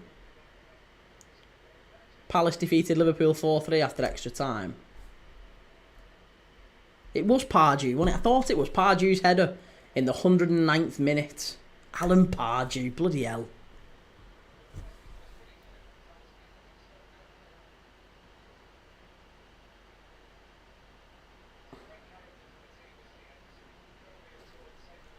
MUFC Oliver, Liverpool used to not be able to touch us during 1990 to 2013. Now look at them.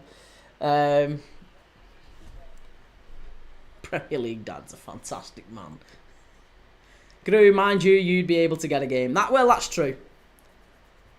That's very true. Hey, I don't know what you're trying to say. I'm lightning, me. I'm like shit off a shovel. You can put me in the wide areas. I'd skin most of those. Deceptively quick for a big man.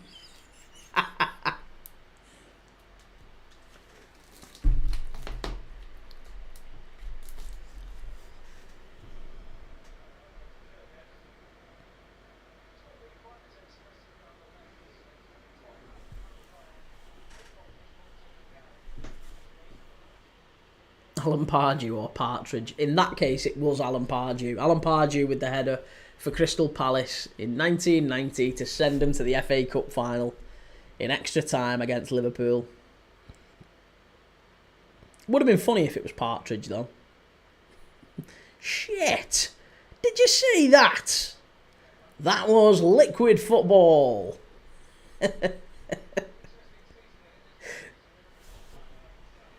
MUFC Oliver, do you think Liverpool will win the treble this year? I think you will be good. I just can't see it.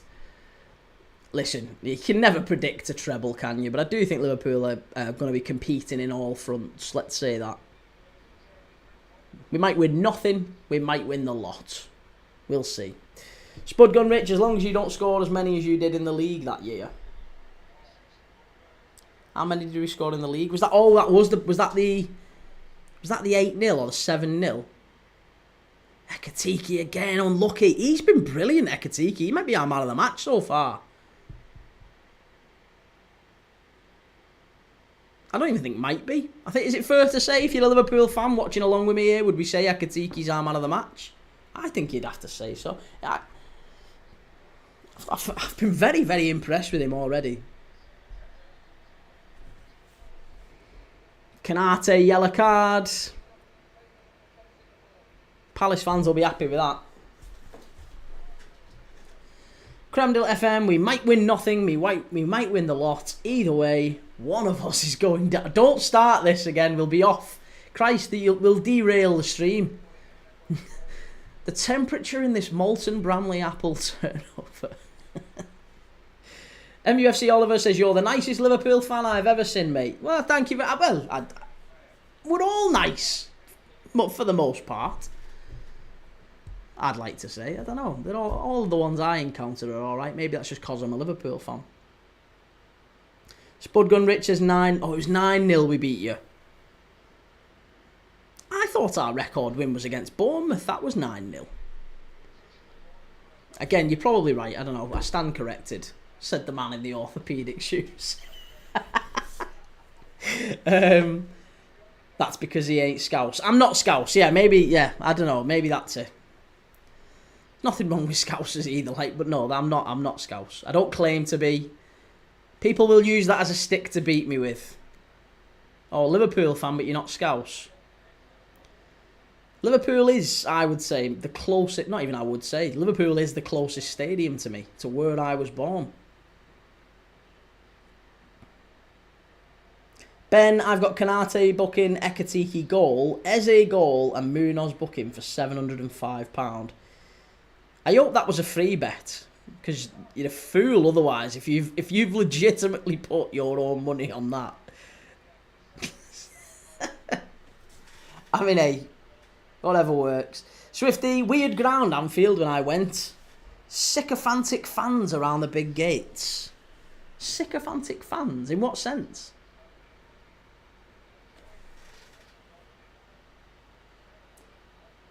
MUFC Oliver, don't matter at the end of the day. Everyone has a global fan base.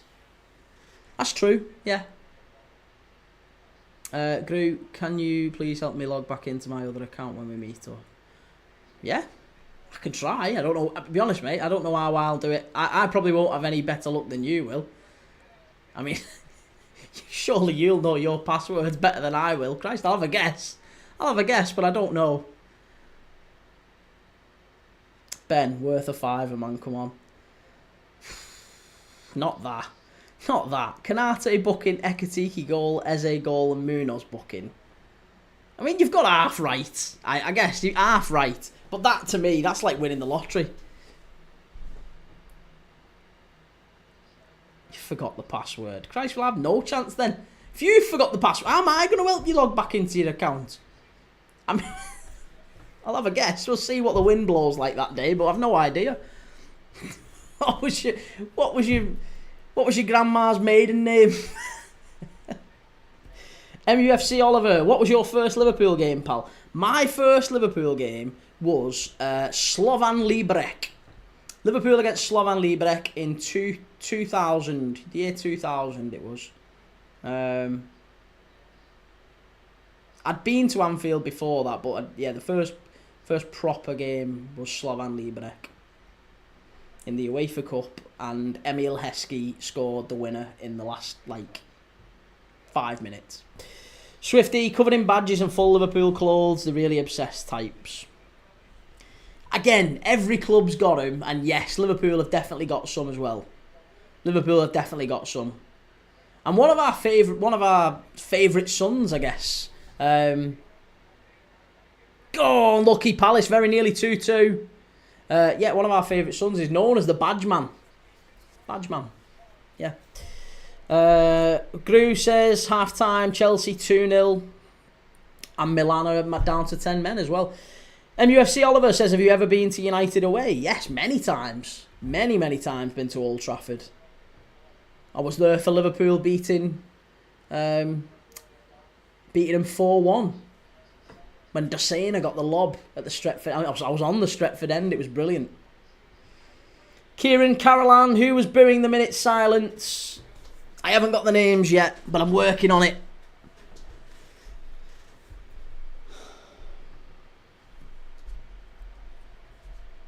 Swifty, I stood at Old Trafford in 1991. First game of the season. Bloody hell, Swifty, you go back. Good lad.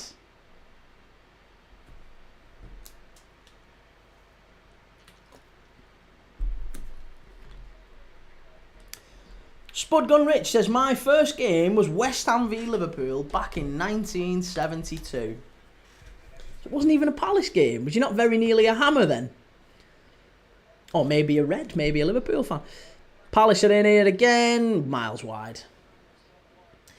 Ginge, what's the scores on the doors? Scores on the doors are, says George Dawes, Crystal Palace 1, Liverpool 2. Liverpool went ahead through Hugo Ekitike. Then it was equalised by a penalty from Jean-Philippe Mateta.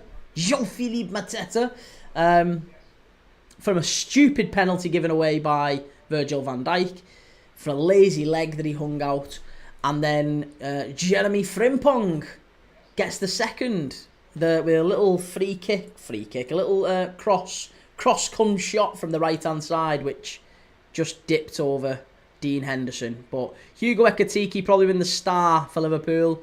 He's linked play up really well. Frimpong's been terrific down that right hand side. Wirtz has got an assist as well. Absolutely sensational. What was the scoreline in that one, Rich? West Ham v Liverpool, 1972. What was the scoreline?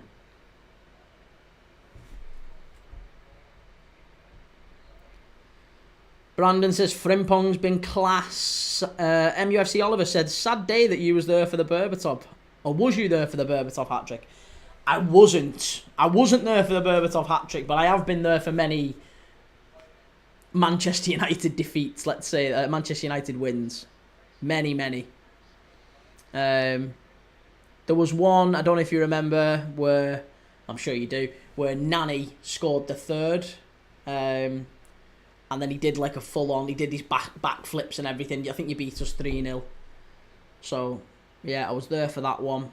I was there when Mascherano got sent off for 2 yellow cards for shouting at Steve Bennett. Yeah. I've been at Man United many times and watched us get beat. But the ones where we won have always stood out. Kieran Carolan, if it was Palace, they should be ashamed. I think it was Palace fans, or let's call them people claiming to be Palace fans. They're obviously not very nice people, not very respectful people. I'm not going to attribute them to Crystal Palace, but they are at the game and they did boo during the Diogo Jota minute silence. Yeah, very sad. Spudgun Rich, it was my mate's birthday and his dad took us, being a hammer. I don't know how many games. I've been quite a few games that aren't Liverpool related, but only when I've been an adult. I don't think I ever went to any when I was a kid. Did I? Don't think I did. I might have done. No, that's not true, actually. I went to a lot of games in Spain, actually.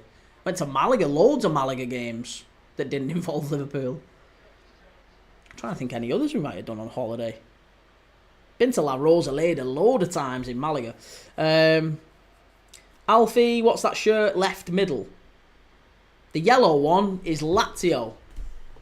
It's Lazio, and then just below it is Juventus, classic Juventus. So I've got Lazio, Juventus, and then if I move over, it's Villarreal's kit for this season. That's this season's Villarreal kit.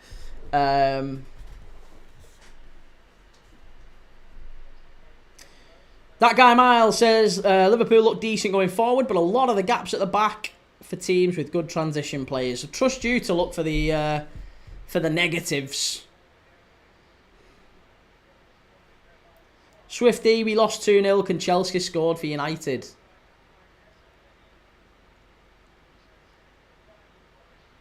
Kanchelskis, he was some player, wasn't he? I think many Everton fans put him in like the greatest ever team. Whenever you ask Everton fans what's the greatest Everton team in your lifetime, let's say, many of them will put in Andrei Kanchelskis. Good defending by Liverpool. We've got about... That might be it. That might be half-time now. Is he going to blow up? Spudgun Rich, I think it was 1-1, but I was taken out by the stewards as a fight broke out, and I was famous at school because they called out my name on the PA, and it was on Match of the Day. Oh, bloody hell. Nice. Right, there you go. Half-time. Referee's just blown the whistle. Crystal Palace 1, Liverpool 2. Oh, well, what a game this has been. Brilliant. Absolutely brilliant. I mean, shocking from Virgil van Dijk. I still can't quite understand why he threw himself in at that. It was just a really weird tackle. Really odd decision. A rash decision from a captain who never makes rash decisions. So, let's hope it's not a trend. Let me know your thoughts. Half-time. What do you think? Crystal Palace 1, Liverpool 2. I would expect we get more goals in this one. I can't see it not being... There's going to be more goals. Of course there is. There's definitely going to be more chances. Surely. Steve says, come on, Palace, you can do this. Says Steve, MUFC. MUFC Oliver says, yes, classic nanny.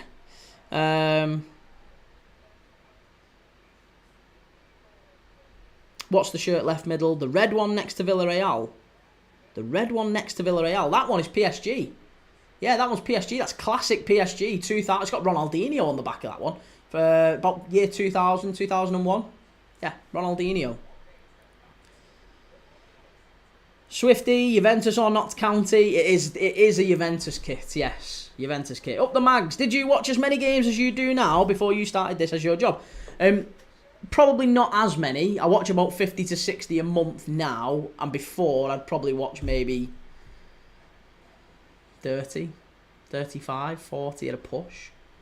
Depends. Yeah, probably 30 to 40. I would say I probably did about 30 to 40 before, and now I maybe do 20 to 25% extra as a result of watching games for a living. But I quit my job to do this, so this is shit or bust, as they say. MUFC Oliver, was you there for the Steven Gerrard sending off? Not the one at Anfield. No, I wasn't. Ben Hughes, surprised we didn't hijack the TR deal who Newcastle got. Do you think we'll still go in for Gueye? Yes, apparently we made a bid yesterday morning for Gueye at £29 million. 29 million apparently we've made an offer, and Palace have rejected it, but it's still dialogue ongoing. The longer the window goes on, Palace are going to get more and more itchy feet, because I don't think they want Mark Gueye leaving on a free next summer after the World Cup. And he's told them that he will. He's told them that after the World Cup next summer, his contract is up, he will walk on a free, and that will be when his value is like... Palace aren't really a club, with the greatest of respect to Palace. They're probably not a club that can afford to just kind of wash their hands with 30, 35 million, whatever it ends up being. They'd rather have that cash to go invest in the squad, I'm sure. So it's better maybe to... I know they don't want to lose him, of course, but surely it would be better to sell him now, get some cash, reinvest in the squad, go again. And it might well be that that's what happens. Michael, Kieran, if Liverpool were to get Isak, where would he fit in? Would it be a straight fight between Isak and Ekitike for the out-and-out forward place? No, it wouldn't, no. Ekitike can play left, as we've seen him do today.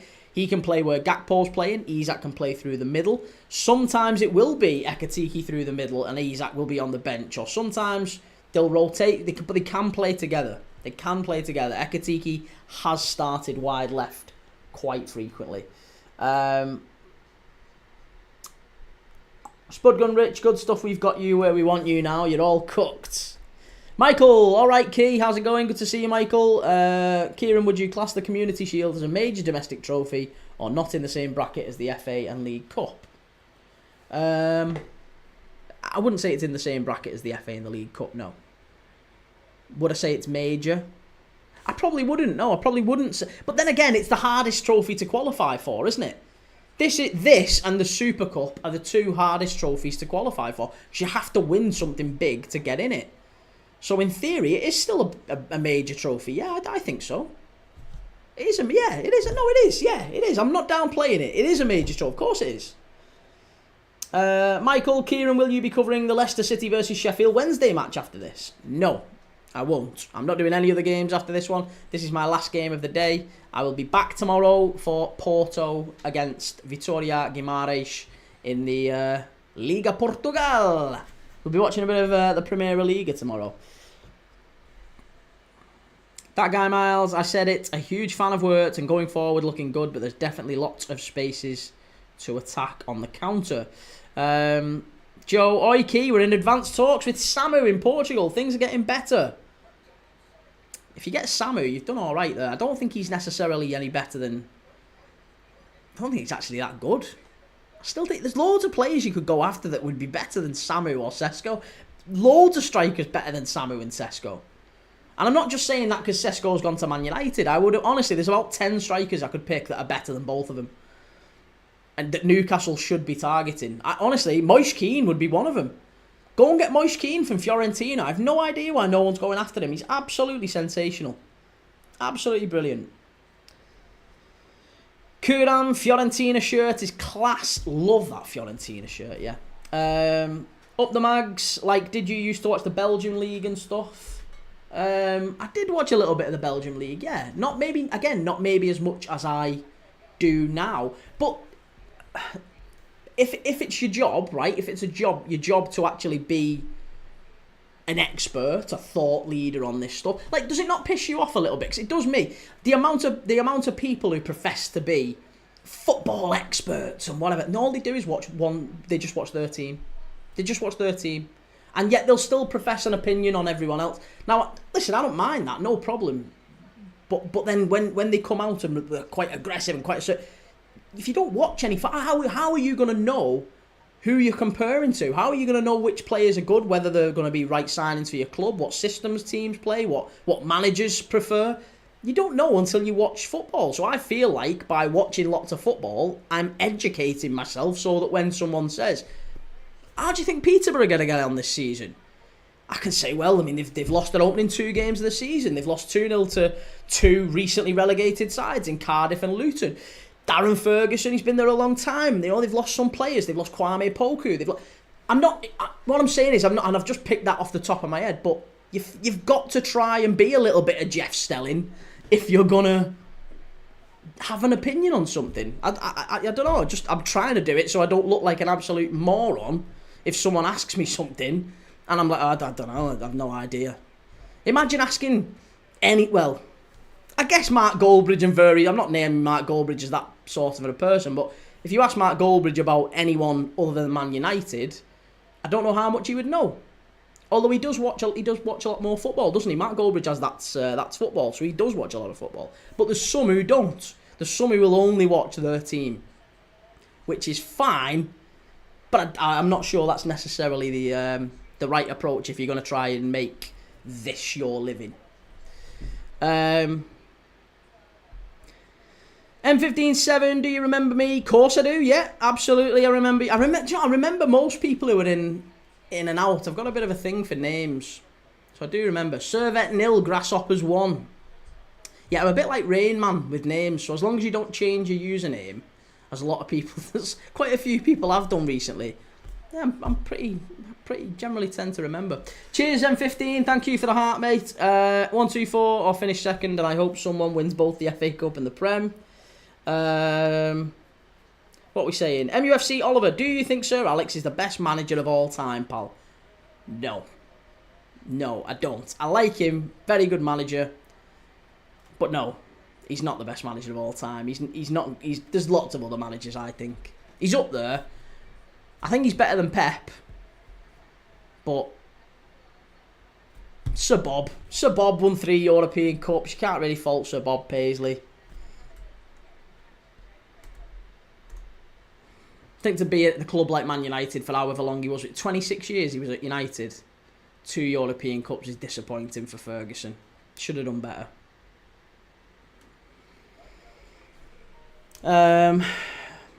Michael, was Ekitike's goal a screamer? It was. Yes, it was a great goal. Really, really good goal. Very good finish. A very, very good finish and a great touch as well. He's had a couple of really good, clever touches in and around the box. Some good little one-touch stuff. Dropping deep, picking it up, knocking it off, and then going back again. He's been really, really good. That guy Miles says, in our first 5 games, we have United, Liverpool, City. If we get out of those with 7 points, I'll be happy. 7 points out of Liverpool, City and United. I'm not surprised. I was going to say, if you get 7 points out of that, you'll have done amazingly well. Old Trafford, Liverpool, Liverpool's at Emirates as well, isn't it? Have you got Liverpool at home and then City at the Etihad, is it?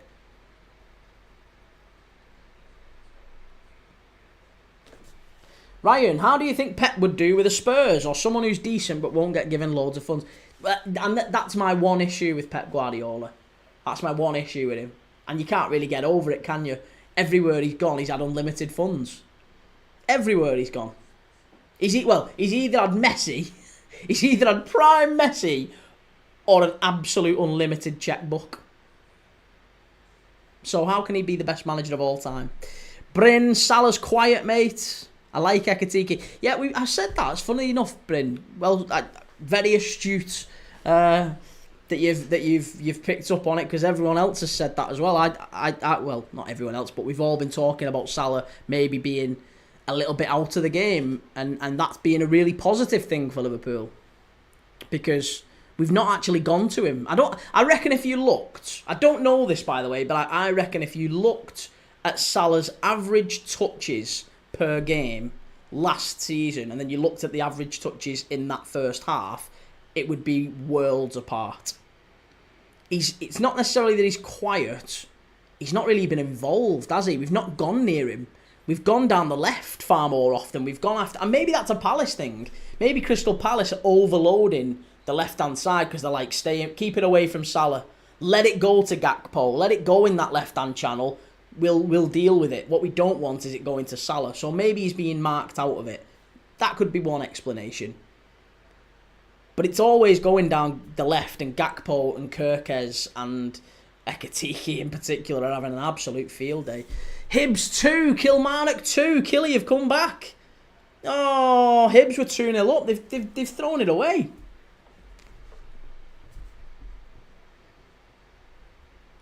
That guy Miles, Zubi will pick out Yok with your high line. Gyökeres, mate. That's the only goal that Gyökeres will score all season, because he needs a high line to score. Honestly, he's going to be...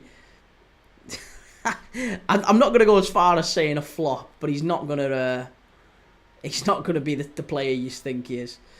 MUFC Oliver, some idiot said no, not top 20, but to be fair, I understand your opinion. He's definitely won 13 Premier Leagues. Oh, listen, Alex Ferguson's definitely for me top 10. He's unbelievable. Great manager, but no, I wouldn't say he's the best manager of all time. Unknown, what's your opinions on the game so far? Great opening 20 minutes for the neutral. Disappointing for a Liverpool perspective, because I think we should have been further ahead. I think Gakpo should have scored. I think we shouldn't have been giving away a penalty that foolishly from Van Dijk. So we could be 2 or 3 up. I think Liverpool have done really, really well. Defensively, I don't think we've been overly concerned, I guess. The one chance they had was when Mateta got played through, and then they got the penalty from that, didn't they? So Palace, I would say, have only really created one clear chance, and they've scored from it. So, unless I'm misremembering, maybe someone else in the chat can tell me if I forgot something. But that's the only Palace chance I can remember, is that one where Mateta gets played through, tries to round Alisson, Alisson wins it off him, and then Sarr picks it up, and Van Dijk just ridiculous foul. So, no, I think Liverpool have had the better going forward. I think we've been relatively comfortable defensively against a very good Palace side, by the way. They're no mugs, these, by the way. They're no mugs. They're a very good side. They've caused teams problems all last season. You know, they beat City. They beat City in the FA Cup final. They're a good side. So, for me, I have been very impressed with us defensively. I've been even more impressed with us from an attacking sense. And I'm made up. I am made up not only that Liverpool are ahead, but I'm even more made up that it's Ekitike, it's Vert, it's Frimpong. I think Kirkez has been very, very solid. It's the new lads. It's the new era. It's the new lads who are doing the business for Liverpool. And if anything, you know, the players who I'm criticising are our stalwarts, our Van Dijks, our Salahs. I would have expected those guys to maybe get involved a touch more, but don't need to. We're ahead. Reese, the PT, says add Isak to that. Add Isak to that, and it's frightening, isn't it? I think it's frightening as it is. Honestly, I think Liverpool win the league if we don't sign Isak. I think we win the league without Isak, but I think if we add Isak, it's ominous. Certainly ominous for your Cities and your Arsenals. That guy Miles, United away, we done well there. Liverpool at Anfield, drew last season. City at home, we won last year. Yeah, I still think I don't know. We'll see, Miles. Hopefully you stick around for the season. We can talk it out. But I don't know Arsenal. I think Arsenal finish probably 3rd at best. Possibly 4th, depending on how Chelsea do. There's a part of me that thinks Arsenal lose Arteta at some point in the season. I think he might resign. Because there's a disconnect there already with Berta, isn't there? Berta wanted Gyökeres and Arteta wanted Sesko. And if Gyökeres doesn't start very well, and Sesko does for Man United, then Arteta's got a bit of ammo, hasn't he, to go to the board and say, well, you should have backed me. G. Lawrence, he don't rate Gyökeres because he's secretly Spurs. The Portuguese guest on Duncan Castle's podcast called Gyökeres the best striker he's seen since Jardel. Since Jardel? Jardel would wipe the floor with Victor Gyökeres. Jardel! No chance. Jardel was incredible. No chance is Victor Gyökeres anywhere close to Jardel. Jardel was brilliant.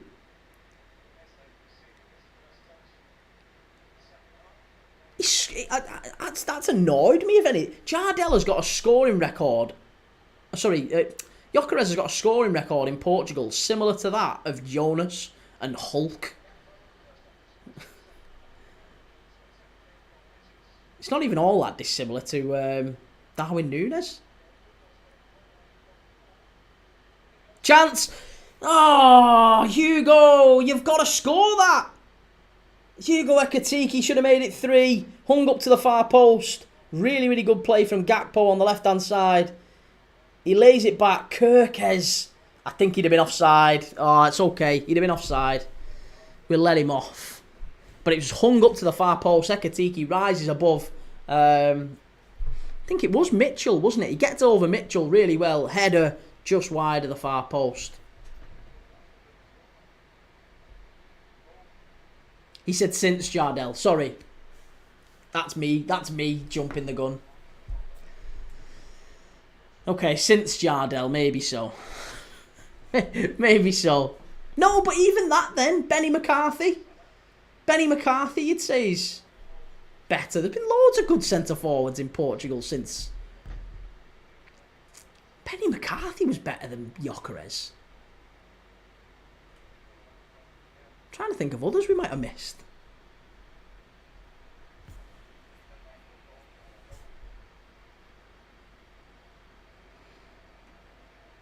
G. Lawrence, Gyökeres' scoring record in Portugal is much better than Darwin. It's really not. It's really not, mate. If you look at his his goals per minute, non-penalty goals per minute is what it was compared to. It's really very similar, very very similar. Núñez' last season and Gyökeres' last season.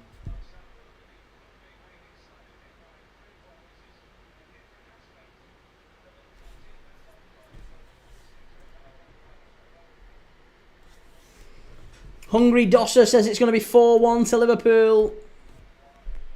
Alright, well, we're off again here. Frimpong down the right-hand side. Really good play. Is it going to be a corner? We got a corner.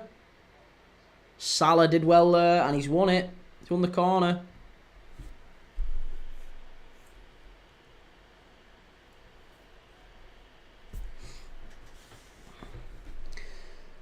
Again, if you're new around here, give us a like, give us a follow, go and give us a subscribe on YouTube. Premier League Dad. Also, go and join our FPL League. We've got an FPL League for the upcoming season. If you haven't yet, go and join. Premier League Dad. The code is in my YouTube channel. You can go and join it.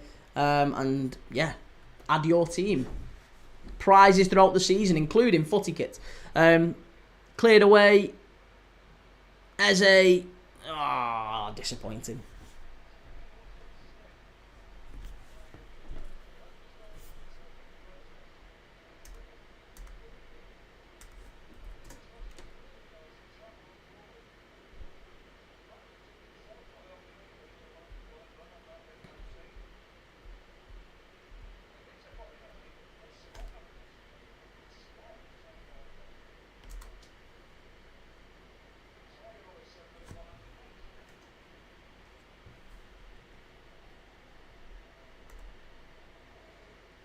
Spudgun Rich says, Hendo's got his hat on. It's a very warm day. A very, very warm day at Wembley. That guy Miles says, the best fullback on the pitch is Munoz, though. He's so good. He wants to leave, doesn't he?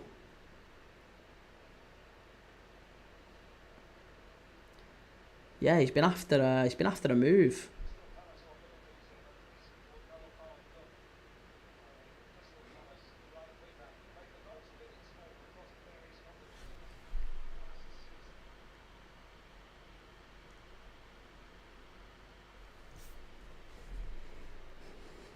Liam says ref just tackled Munoz.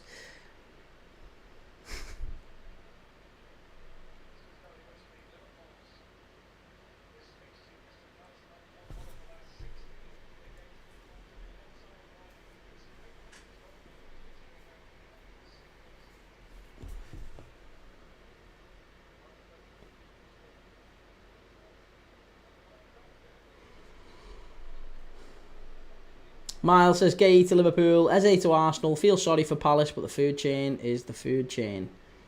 I'd be amazed if Eze goes to Arsenal, I really will. I don't think he ends up there because, I mean, one, I'm not sure where Arsenal play him. Unless Trossard's going or Odegaard is going, the plan is for Odegaard maybe to go or Martinelli to go. Even Trossard, it doesn't make a lot of sense for Eze to go to Arsenal. I think he'd be better off playing maybe another year at Palace and potentially go into a Bayern or someone like that.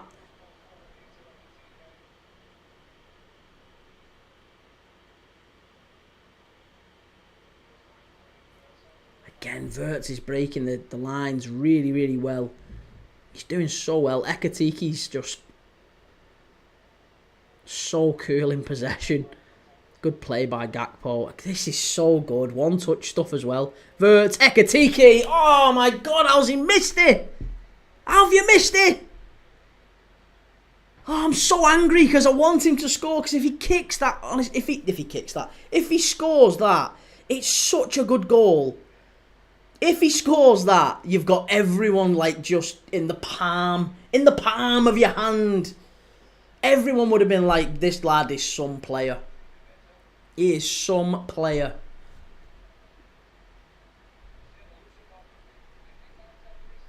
MUFC Oliver says that Ekitike looks dangerous. He's different class. Different class. And that's, again, it's the funny thing. Because I'm waiting. As soon as I finish this live, I'm going to be going and seeing on Twitter, on socials, Newcastle fans will be just... Yeah, I know there's going to be anxiety. Not anxiety. There's going to be anger. And like rage, quiet rage from Newcastle fans about how good Ekitike has been today. Because if they'd have sold us Isak and they'd have got him, you just know they'd have been fine. They'd have been arguing they've got the better of the deal, haven't they? If you sell Isak for 140, let's say 130, 140, and you get Isak, you get Ekitike for half the price. Definitely the better of the two.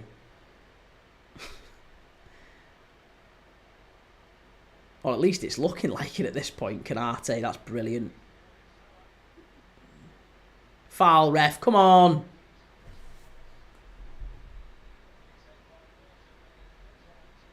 Joe says I'm not bothered. No, I know you're not. I know you're not. I'm talking about the, like, what's his name? Mouth of the time. Do you know the one? There's the Twitter account that everyone on every Newcastle fan, like decent Newcastle fan I've seen, have said this guy's like, we don't... Not well, a little bit of Jake. There's a little bit of Jake. Jake's a little bit more bitey, isn't he, than you? You're all right. You're all right. You're calm. You read the room. Jake stayed away. Jake stayed away until all this is resolved. But there's a Newcastle Twitter account that it just goes off every day. Every time I log in, I seem to see them going nuts about something. I feel really sorry for them, but I know it's going to be, when I log back on now, it's going to be exactly the same thing. Ekitike, we should have got him. I can't believe we didn't get him. Geordie Josh is the worst. I think I've seen Geordie Josh. Yeah. I don't know. I'm not sure if I'm overly familiar with him, but... Claim for a penalty again. You're not getting a pen for that. Get away. Ryan, is that Toonmouth Tyne? Yes, I think it is. That's the one. I think that's the one. But every Newcastle fan that I've spoke to don't seem to They all seem to think, oh, he's a divvy him sort of thing. They don't really seem to like him. Spud Gun Rich, all bravado aside, the way your boys are playing is very hard to beat, to be fair. I think Palace have been terrific. They really have in outer possession. But when Liverpool do that, like, we just quicken it up. It feels like we go through the gears really quick. It's so good. We did it there just before when Ekitike skied it over. We go from just like really slow in possession, just calm, and then all of a sudden you just... It's like there's a trigger in one of them and they all just go, like, turn on, one touch pass, and it's like lightning around you, and it's so difficult to stop. Whatever they work on, the rondos in training that they do. Look at that again. They're in again here. Gakpo, pull it back. Hit it. Oh, it's the only thing with Gakpo. He doesn't pull the trigger he pulls it too late. Joel, through Black and White Eyes are the best. You should give their podcast a watch and their Twitter. I'll check them out. I will check them out. Swifty says Isak could be one too many. No, mate, we're two attackers light. Liverpool had 6 attackers last season to win the league. You need 6, don't you, in that front 3, you need 1 in each position, or 2 in each position. We've got 4. And Salah's going to the AFCON for 6-7 games. So we've got Gakpo, Ekitike, Salah, and Chiesa's probably going to go. So we've got 3. And even if you give Rio and Gamoa quite a few games, we need a bare minimum of 2 more. Chimey says, come on, Palace. Man United fans praying for a Palace turnaround here. Tommy, who do you support? I'm a Liverpool fan, Tommy. We've got plenty of Man United fans in the chat, though.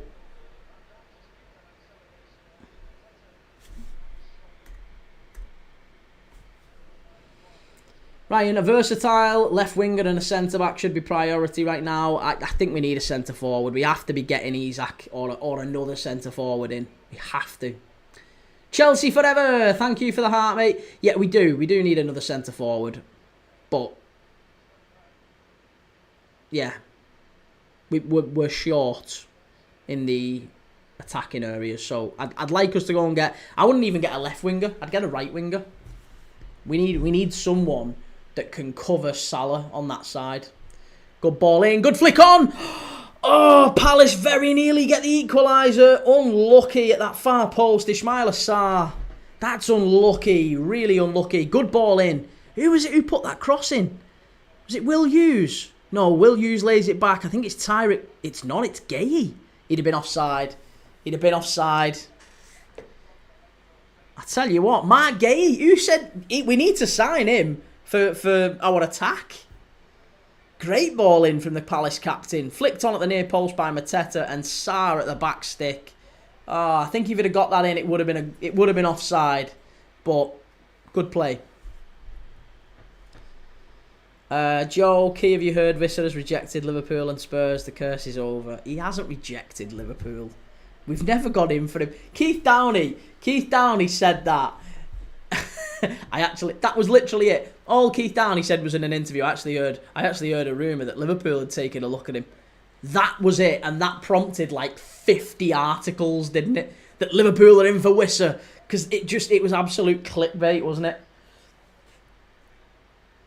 There's no... Listen, Liverpool don't sign players older than 28. Certainly not for 40 million quid. We don't sign 28-year-olds. Our data analysts, they're too rigorous. It doesn't matter. You could offer Liverpool 28-year-old Lionel Messi. There's no way they'd sign him. No way. Spudgun Rich, I was out my seat then. So close. It would have been offside, but it's so close. Swifty, who ends up with Calvert-Lewin as backup?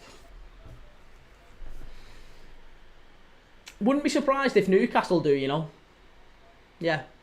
Wouldn't be surprised if they were able to get... Although maybe not. I don't know.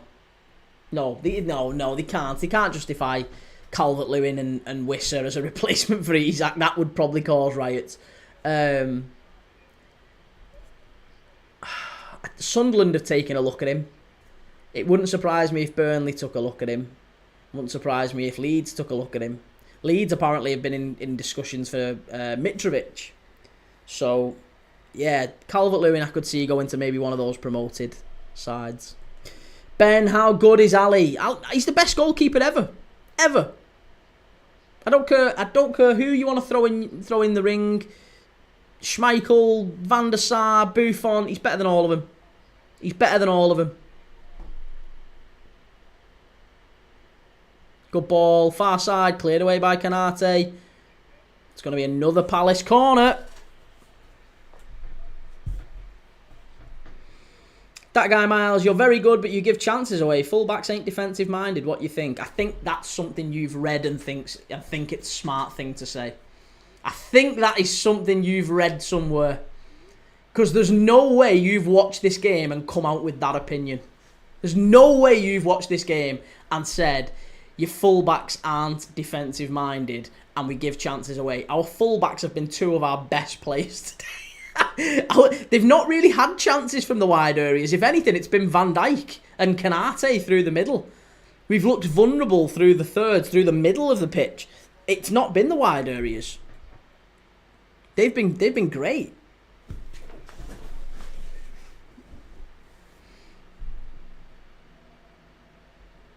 Liam, Mitrovic would be great, but his temper lets him down. I think he'd cost a fortune as well to get him out of Saudi as well. It's not worth it. You'd be better off getting someone like Calvert-Lewin. Even assuming you can keep him fit, I think he's a good enough player to keep you up. I was actually surprised Everton didn't get rid of him. That Everton didn't offer him the contract that he wanted, let's say. Opta analyst, Curtis Jones is yet to misplace a pass in this game. Yeah, I wonder why. Because every pass has been 5 yards and backwards or sideways. That's what you get with Curtis Jones. That's why he's very good. That's why managers trust him and they like him. That's why when someone said to me yesterday, he's terrible, Curtis Jones, I'd sell him. No, he does everything you want. Oh, Ali! Oh, and was anyone doubting then what I just said about him being the best goalkeeper ever? Eze's just skinned Konate and smashed it down, and Alisson with a big save again. He's the best keeper, without exception, as Ben has just said there. When he goes next year, we might fall to bits, because I'm not kidding, the amount of time that fella pulls us out the shit. That guy Miles, it was right at him. It was rocketed down to his near post. Like that beats David Raya. That definitely beats David Raya. In fact, it beats 90% of keepers in the league. It was right at him. Behave yourself. That was right at him. Alisson Becker is a cheat code. He's an absolute cheat code. Swifty says Palace should be level here. They've had a couple of half chances, definitely in the last 15 minutes. It's started to get a little bit way. Palace are definitely coming back into it. Liam Manning, it beats Onana. Oh, it definitely beats Onana.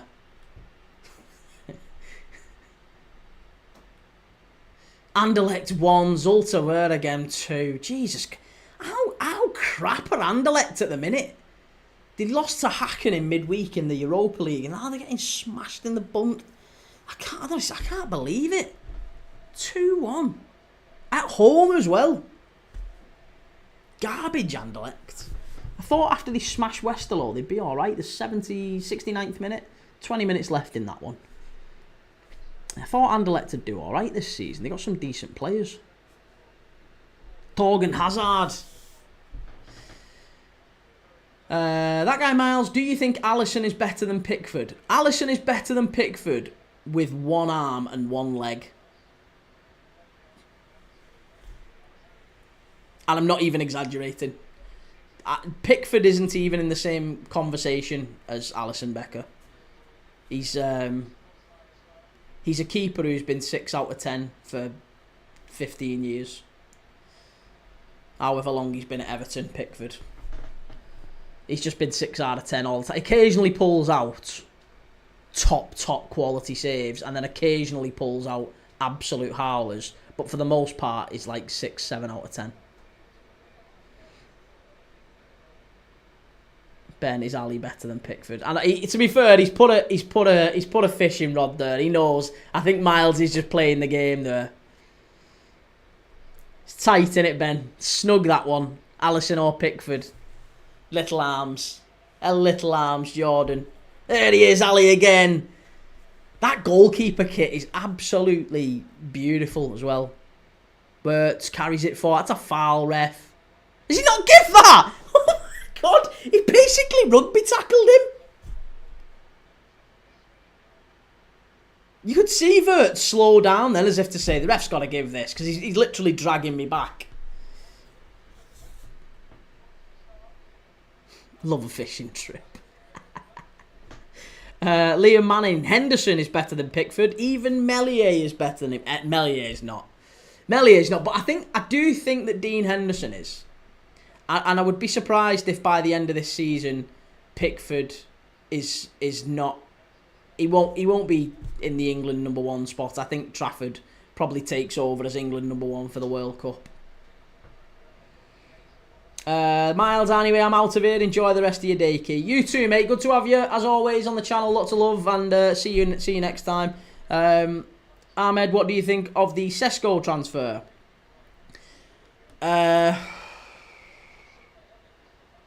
He's okay. He's all right. No more, no less. Endo and McAllister about to come on for Liverpool. Ben says that kit Ali is wearing is the nicest kit I've ever seen. Jesus Christ! Wait till you see the black one with the white, black with the white stripes. Very nice. Swifty says hopefully Trafford comes good. Slim pickings on English keepers. Yeah, there's not too many, is there? There's Etienne Green, funnily enough. Etienne Green at Saint Etienne. He's one that many people are keeping an eye on.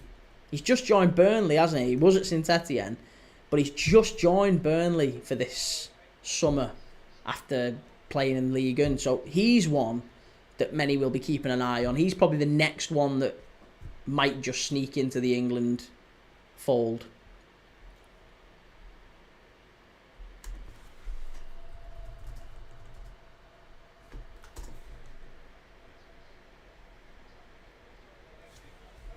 And obviously Beadle as well. Beadle from did he join Birmingham, Beadle? I know he was at he's at Brighton, but I don't know if he actually ended up joining Birmingham in the end. He's a good goalkeeper, Beadle. Yeah, he's on loan from Brighton at Birmingham City. I thought he was.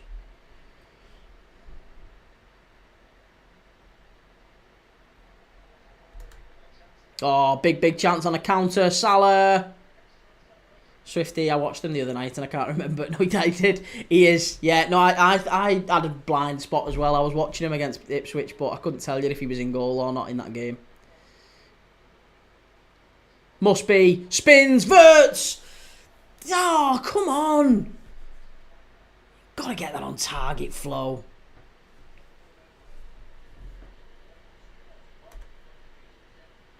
Spudgun Rich, I hope he comes on and goes in goal. Ben, I'm sure he's on the bench for Brum the other night. Beadle is loan to Birmingham, says Michael.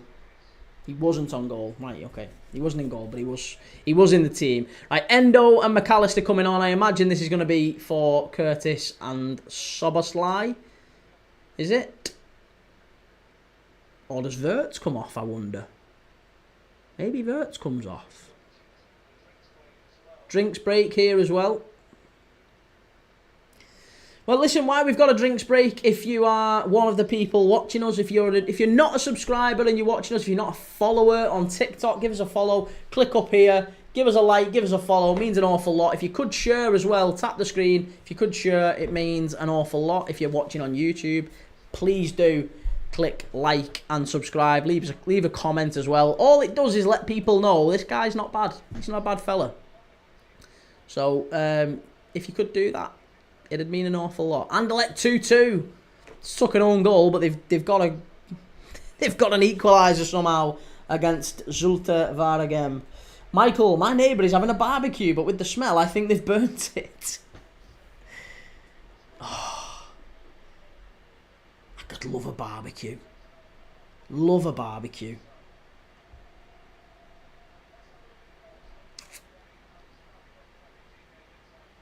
That was some finish from Ekitike.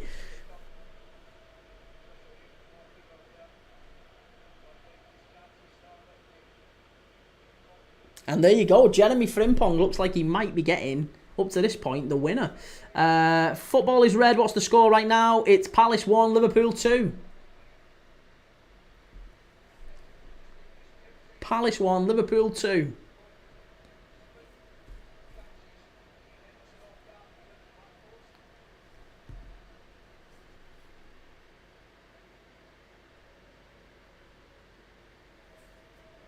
Ekitike's gone off. Ekitike and Jones off.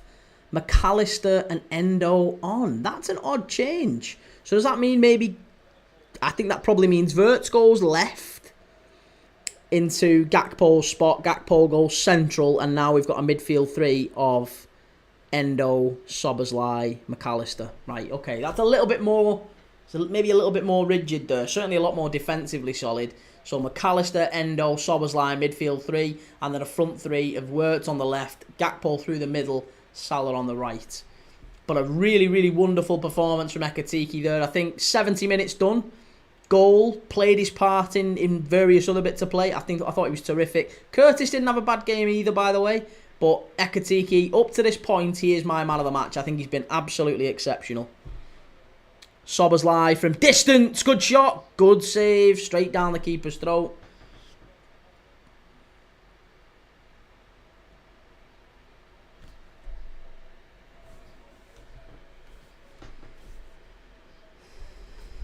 Michael, was Frimpong's goal a header? It wasn't. No, it was a cross come shot from the right-hand side. So he basically got to the byline and stood the ball up, and it was like looped over the keeper. The keeper gets lost underneath it, and it goes in off the far post and in. So, yeah, good goal. Albeit maybe a little bit fluky. From a Palace fan's point of view, you might look at it and think, that's a bit sly. It's a bit of luck about that one. But hey, they all count. They all count. And you could say that Liverpool probably could have scored more. Oh, Frimpong's just been clattered there. I hope he's alright.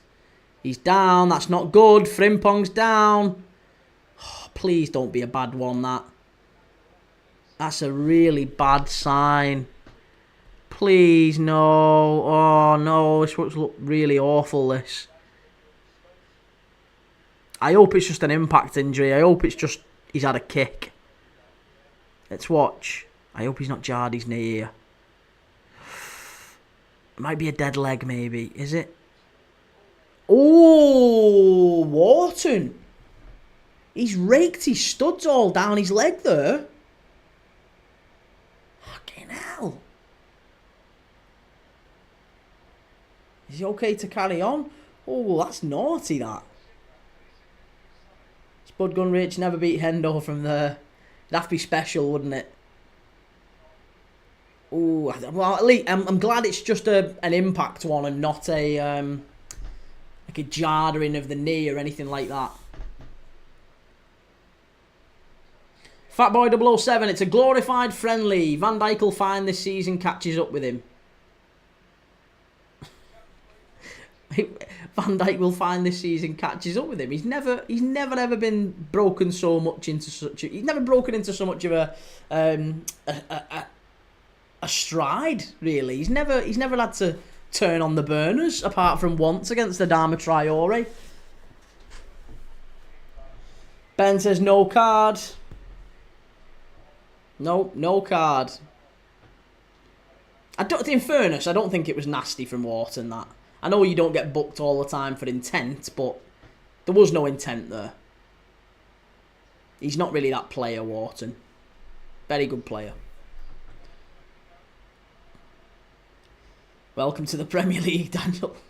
Swifty says, lucky Wharton, at least a yellow. I don't think so. I think he wasn't going for Frimpong. He was trying to stick his foot through to win the ball off Wirtz, I think, wasn't he? But he's put his foot through, and it's obviously connected with Frimpong, who's coming from the other direction. So, yeah, I'm not sure that one would have been a yellow card. He does catch him. Yeah, absolutely he catches him, Ben. Yeah. He does catch him. I'm just not sure. Yeah. I wouldn't want to see a yellow card given for that. Who's playing striker now? Because Ekitike come off. I think it's Gakpo. Gakpo's playing central with Salah right and Wirtz left. Albeit, I think actually... No, it's not. It's Salah and Gakpo almost playing like a two. We've gone into a diamond. I think we're playing 4-4-2 here. Playing 4-4-2. Ben, where's Conor Bradley today? Conor Bradley's got a, I think it's his muscle strain. He's out for a couple of weeks. Spudgun Rich has time to take off Mitchell. Who would you put on?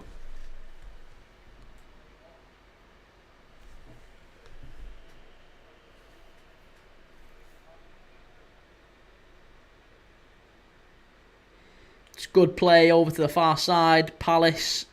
Mateta just trying to get the ball over to Sarr, but McAllister intercepts. Smashes it out of play. Palace come again. 14 minutes of normal time left.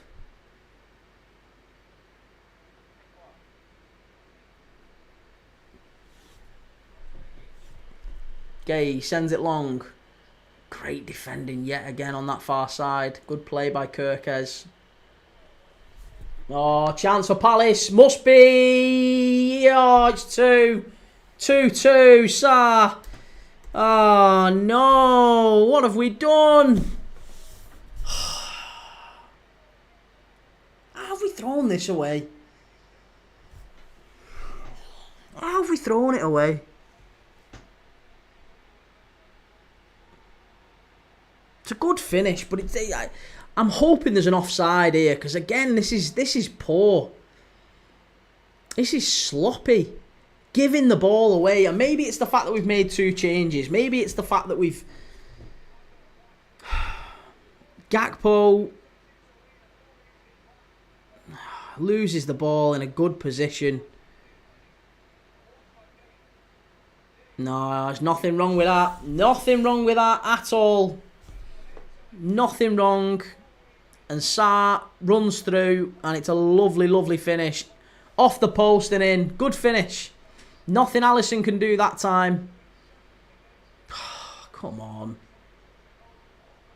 And hey, listen, back in it now. 15 minutes. I didn't think that was a foul. I've got to say, Craigies, I don't think that was a foul.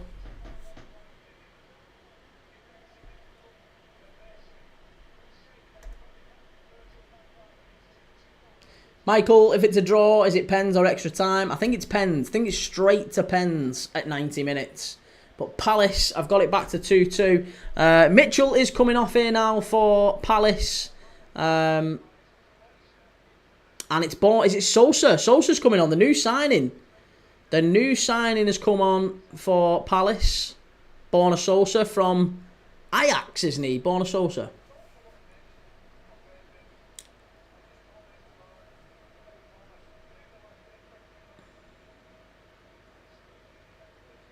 Bloody hell.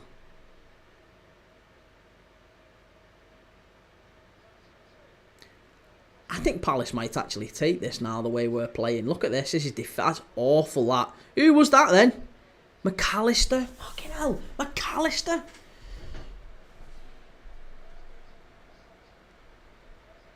Eze picking the ball up. Sends it over. Big chance. Palace must be.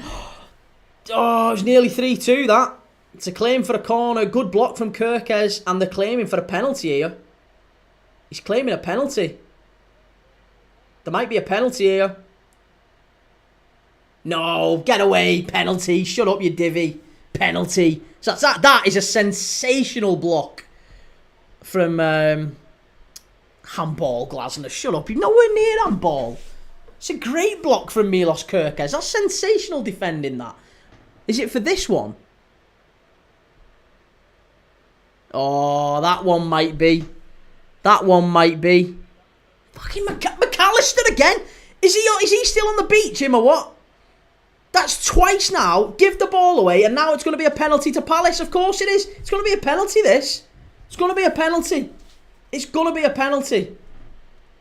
That is ridiculous, that. And it is. It is a penalty. If we get away with this, it's nonsense.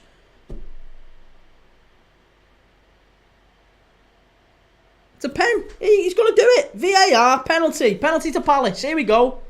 Always give the corner.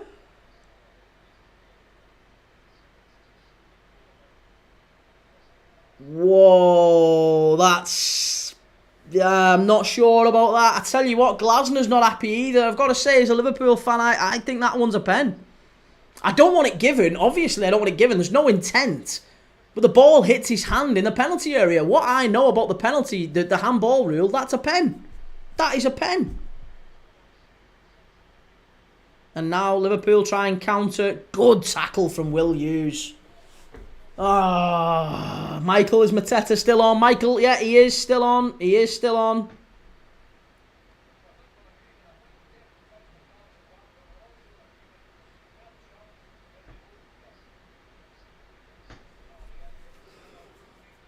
Right, Harvey Elliott's coming on. There's a game-changing... Here's a game-changing sub. Player we don't fucking want at the club. Let's bring him on.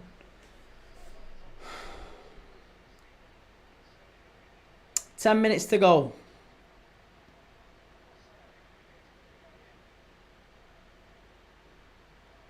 McAllister as pin. I can't tell you how our top players, like if you'd have said, Key, name 3 players who won't let you down today. Alisson probably would have been one of them, and he hasn't. He's been brilliant.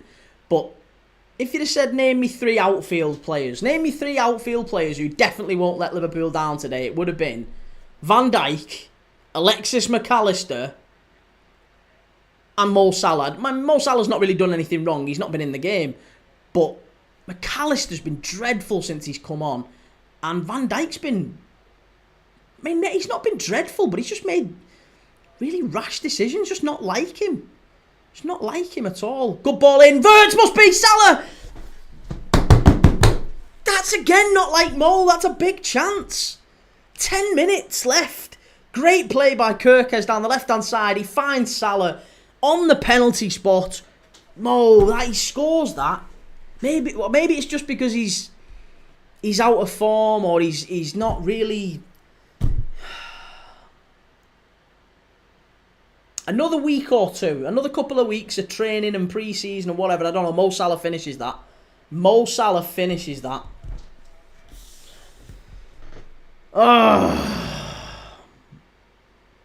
Swifty, I don't mind it not being given if they are consistent through the season. I agree.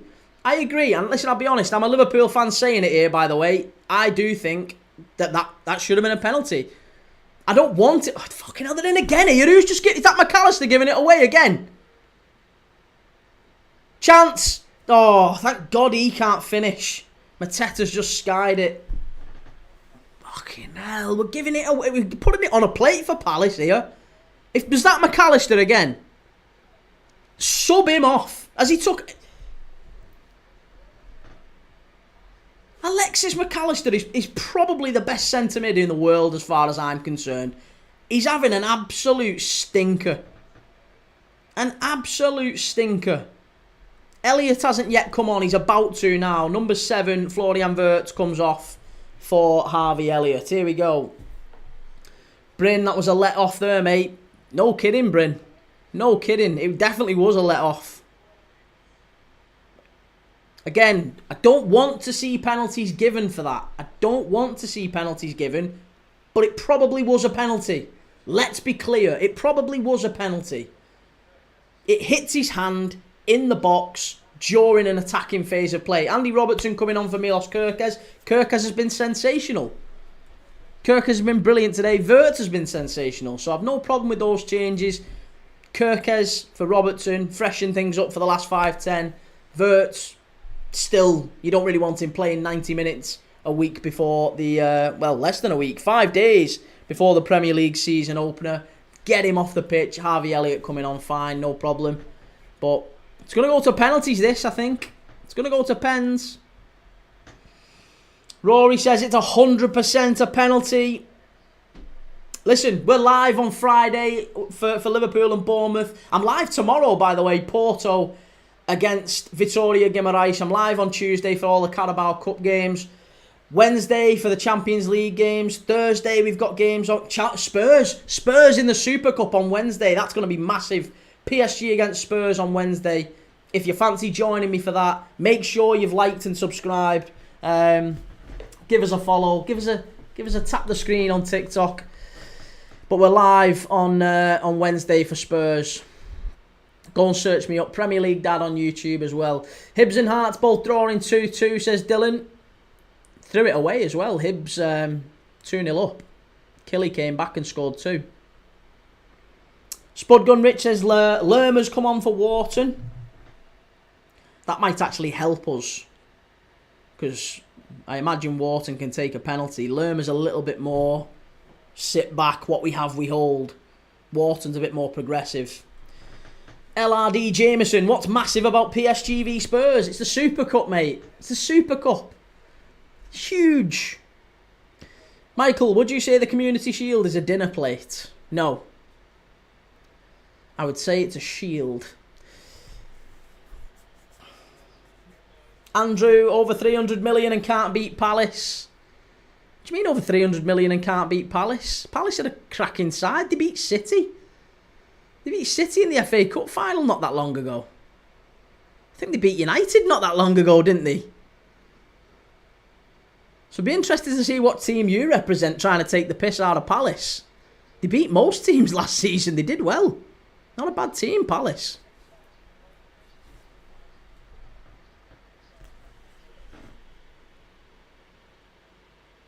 Endo. Oh, just quicken the play up again here. Salah. Ah, Mo. Claim for the handball. You're not going to get that. Not if we didn't get that one at the other end. Swifty says it's amazing really that the big players at Palace haven't left yet. Liam Vernon, yeah, but City were terrible last season. Still spent more than 200 million. Still were treble winners not that long ago. Lucas Barham, score is Palace 2, Liverpool 2. Michael, Palace did the double over United and I think Tottenham in the Prem last season. There you go. But I imagine that was a Man United fan who was laughing at Liverpool somehow not being able to beat Palace. Interesting that, isn't it?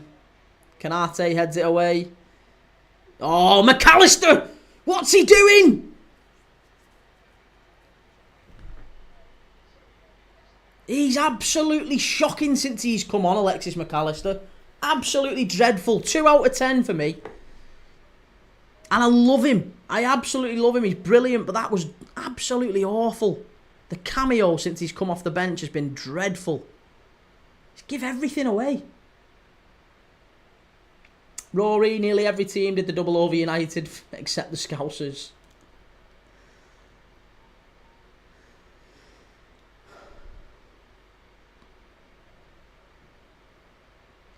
Hearts win 3-2 against Dundee. Ball switched over to the far side. Good play by Frimpong. It's come back to Harvey Elliott. Elliott into Endo. Endo back to Canate in Liverpool. Recycle it all the way back to Van Dijk. We're not able to get forward. Those positions are just... They're not available to us anymore. We're nowhere near quick enough to the ball now. Andrew, everyone beat United last season. Michael, McAllister still in pre-season mode. He's definitely still on the beach. He's 100% on the beach. William, not saying it'll happen, but has Frimpong got a good pen on him? I think he scored a pen in a penalty shootout for Holland not that long ago. I'm sure I watched him in a penny shootout for Holland. Can't remember. I don't know. I don't know who our 5 pen takers would be. But we're going to have to start thinking about it. Because it's going to go to penalties, all right.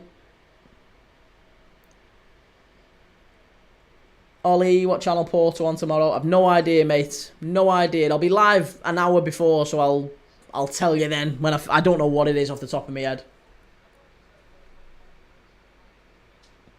Ben, we need more attacking options and a centre-back. We definitely need 2 more attacking options. Yeah. McAllister again? Why is he... He does not suit... Well, I say he doesn't suit that position, but oh my God. Leicester 0, Sheffield Wednesday 1. Who'd have expected that? Sheffield Wednesday were... Oh, Leicester would bang on to win that one today, and Sheffield Wednesday have gone ahead. Go on the Owls. Oh, Mark Gay's limping. Chance for Palace at the far post. Easy, easy. We've got 5 minutes of added time here. Harvey Elliott carries the ball forward. Here's Salah in the channel. Oh, Salah! Lacroix's just too good there. Gay's gone down. Oh...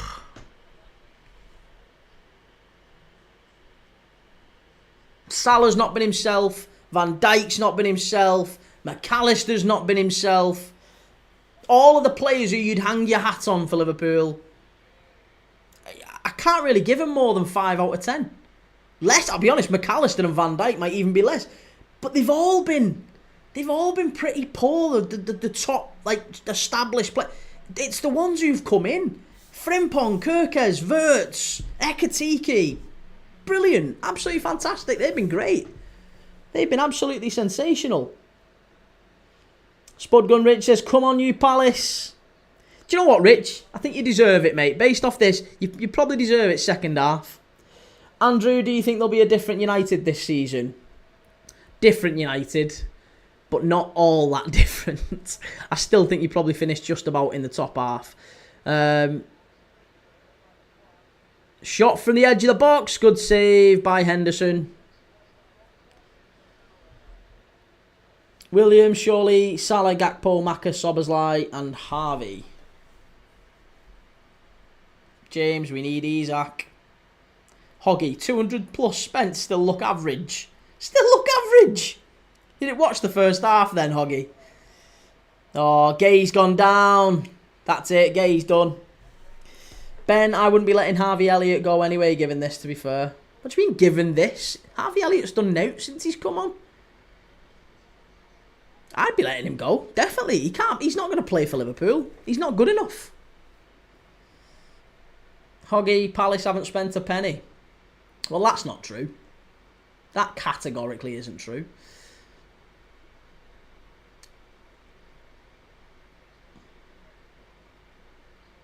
Right, Mark Gay is he's going off here.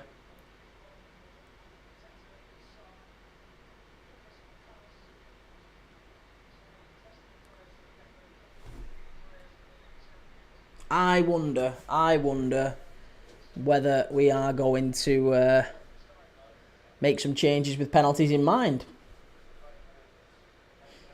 Ben, he's an attacking option. Yeah, I know, but so's Doak. You'd still sell him, wouldn't you? Doak's not good enough. Elliott ain't good enough. Sell them both. Sell them both. That's Gay to LFC off.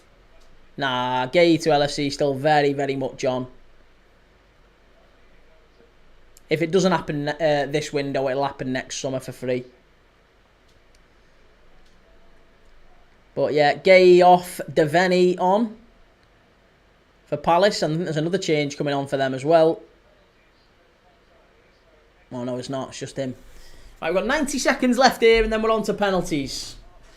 Liam Vernon, will you be angry if Palace win? No, not really. Not really. I mean, I'd be disappointed because of course I want Liverpool to win, but Palace have played all right. And if I'm honest, on the balance of play, I think we were terrific in the first half, and then as soon as we've made those changes, we've took Ekitike off, and we've lacked anything up front without Ekitike. Robertson with the ball in, big chance. Oh, that's really good goalkeeping from Henderson. What a ball in from Andy Robertson. Shows Andy Robertson still what a wonderful player. That is absolutely Beckham-esque, that ball. Really well read by Henderson, though. We should have kept Núñez for this game, then sold him. I think we've took the bigger picture and gone, well, he's better off selling him, getting the cash, and then we can go and get Isak. Time bullies, defence is horrible, VVD finished. His defence is horrible.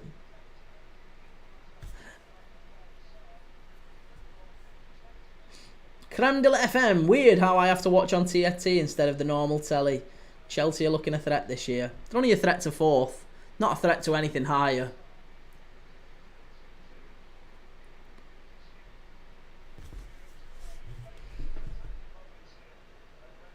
Oh, again, really I can't explain to you how bad Alexis McAllister's been. Shot from distance.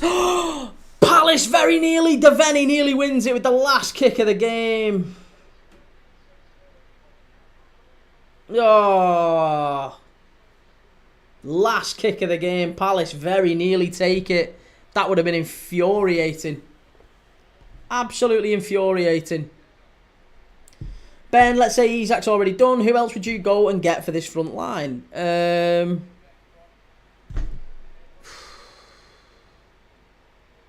I mean, I'd love us to go and get Barcola or Rodrigo, but I can't see us getting him. Either of them. There you go. Full-time penalties are coming. Probably Fofana, maybe that makes a little bit of sense. Or there's quite a few. I'd probably be looking at more of a right winger actually.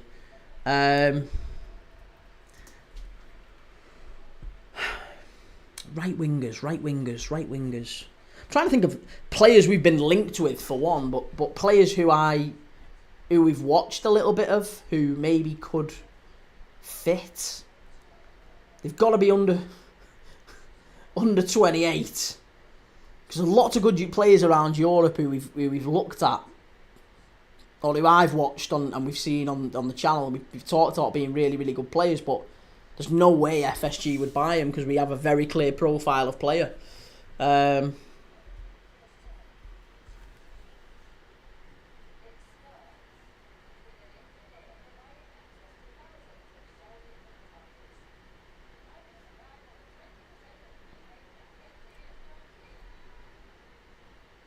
Michael, is it pens? It is pens, yeah.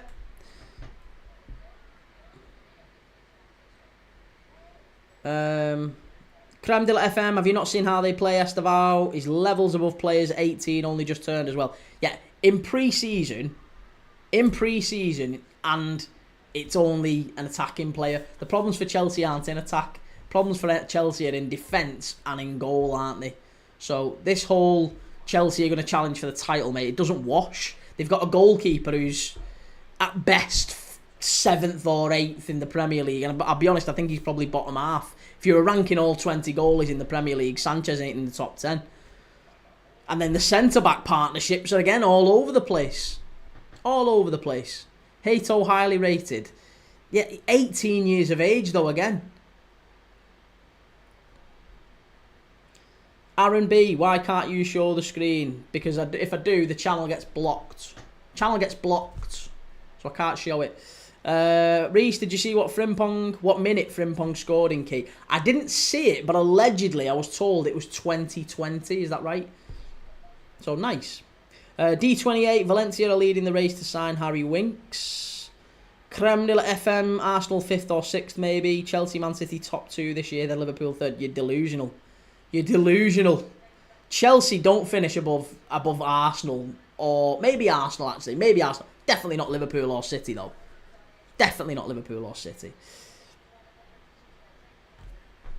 Right, penalty shootout. I'm going to reset the screen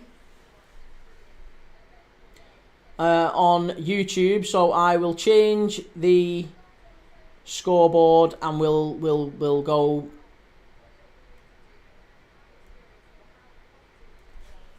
We'll do penalties. Here we go. So as the goals go in, I'll put the goal animation up on YouTube. So if you want to go and watch on YouTube, go and search Premier League Dad. Give us a like and a subscribe if you're here, by the way. Tap the screen, share, all that good stuff. Means an awful lot. I very rarely do the whole self-promotion thing. So if you want to help a brother out, give us a like and a subscribe. It means an awful lot. Or follow on TikTok if you're following on TikTok. Live every single day. Kavanagh is just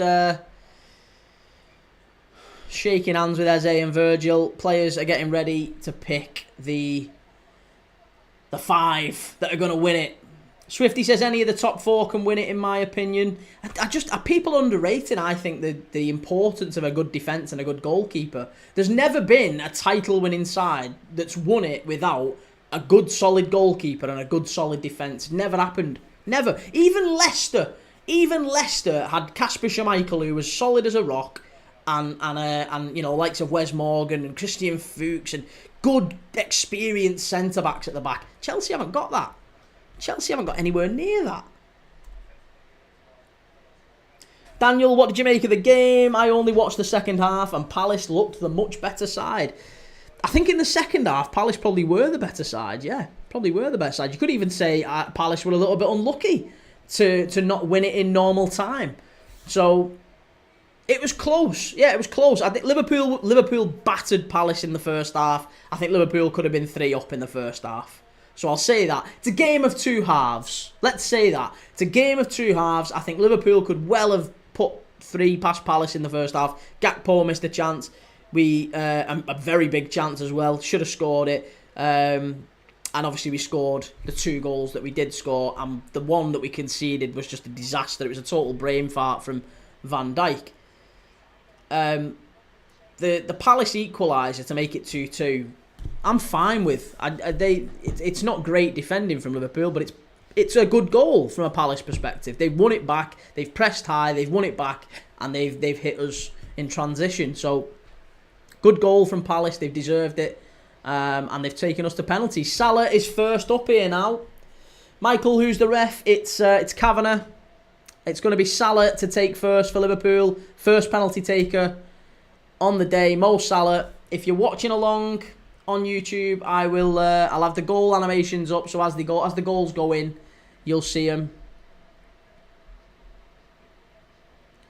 Crystal Palace 0, Liverpool 0 in the penalty shootout. First penalty taker, Mo Salah, left-footed against Dean Henderson. In front of the Liverpool fans as well. Salah.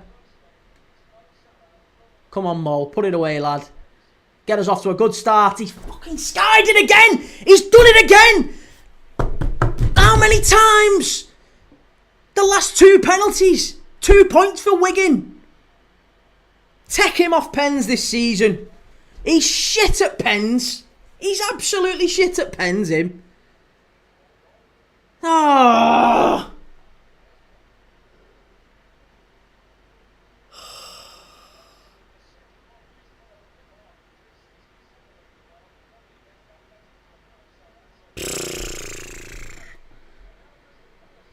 Right, Mateta here for Palace. He's already scored 1 penalty today. Come on, Ali. Come on, Ali. Penalty saving expert. Ali.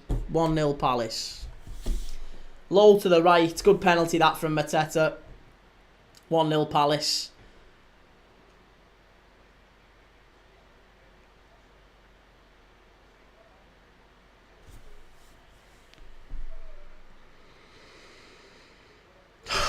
So grim. So grim.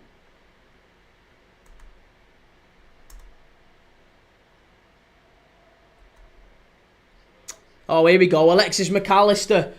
If he misses this, my head is going nuclear. Because he's been shocking all game since he's come on.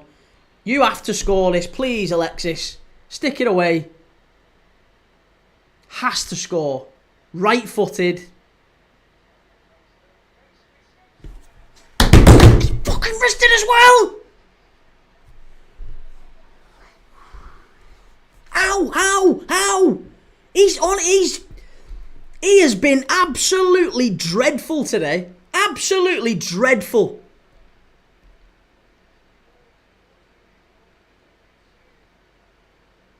He telegraphed that. He might as well have pointed to the bottom right corner and said, I'm going there. Oh yeah, shake hands, no probs. Oh, it's only the Community Shield. Come on.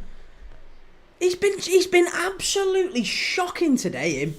Shocking. Eze to step up and make it 2-0 to Palace. Names on the shield here. Eze against Ali. Come on, Ali. Come on, Ali. Good save! Yes! Good save, Ali. I don't know why I've put Palace goal. Good save, Ali. Yes! That's what you get for a stupid stuttered run-up. Alisson Becker. Best goalie in the world. Have that.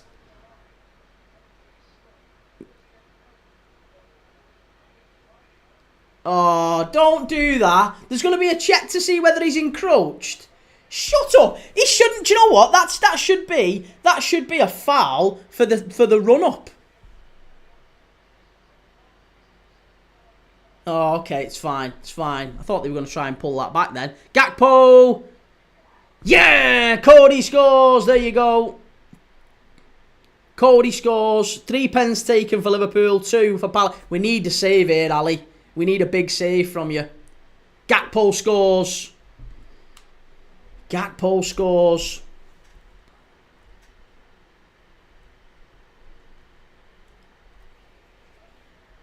Right, who's taking this one? Who's taking this one? For Palace.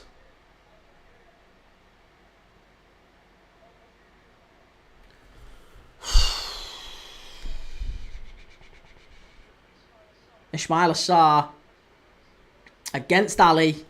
Come on, Ali. Top penalty saver. Come on, lad. Keep him out. It's a bad run-up again. That's a good pen. It's a very good pen. A very good pen, that. 2 for Palace.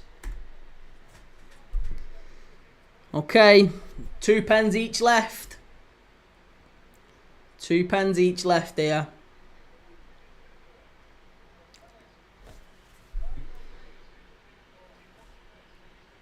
Some penalty, that. For a slow run-up as well. It's good play.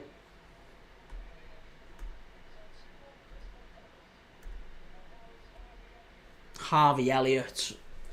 Come on, Harv. Don't you miss. I didn't know they were playing with the old classic mitre ball. Lovely little old mitre ball they're playing with. Harvey Elliott steps up. Come on, Harv. Left-footed. Come on, Harv. Saved it, for fuck's sake.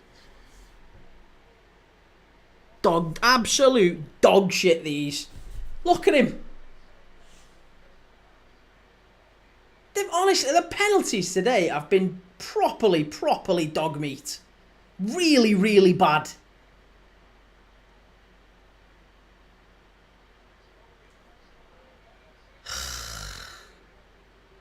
Harvey Elliott. Why is Endo not taking a pen? Here we go. Borna Sosa. Borna Sosa to win the Charity Shield for Palace. He's hit the bar. We're still in it. We're still in it. We're still in it. Come on. Come on. Right, we have to be perfect from here. We have to be perfect. Borna Sosa misses it. Off the crossbar. Has to be perfect here. We're going to miss. Who's getting this last 5th penalty for Liverpool? Who's taking it? Verge to take, maybe? Sobbo. Please, not Sobbo. Dominic Szoboszlai strikes a ball well. He strikes a ball well. I have every faith in Dominic Szoboszlai. He's going to score. Szoboszlai scores. Szoboszlai scores.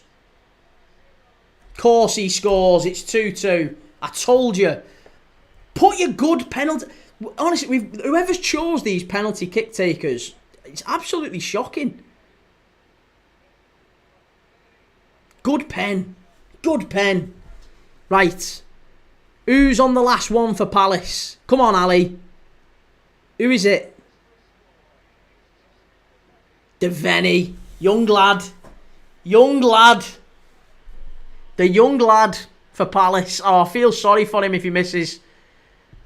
I laugh, but I hope he feels... Oh, come on, Ali. The young lad for Palace. To win it for Palace. What a story if he does. But come on. Come on, Ali. Keep him out.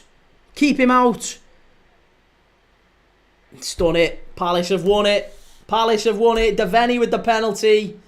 Ah.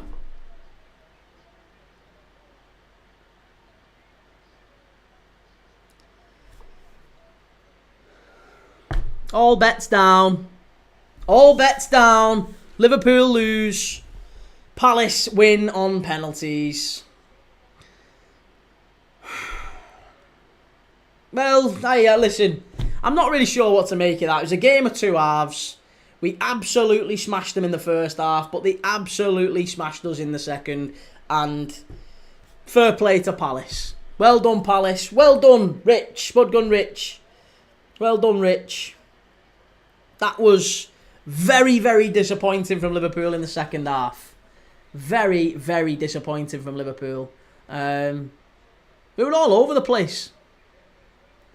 As soon as, honestly, Ekitike, we had no outball as soon as Ekitike went off that pitch. And that was really the problem. We just got done. We got turned from that moment. McAllister should be ashamed of himself when he comes on. The performance from Alexis, I have never seen a player come on and give the ball away every single time.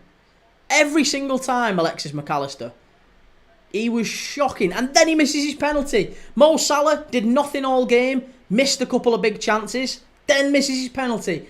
Van Dijk, dreadful pretty much all game.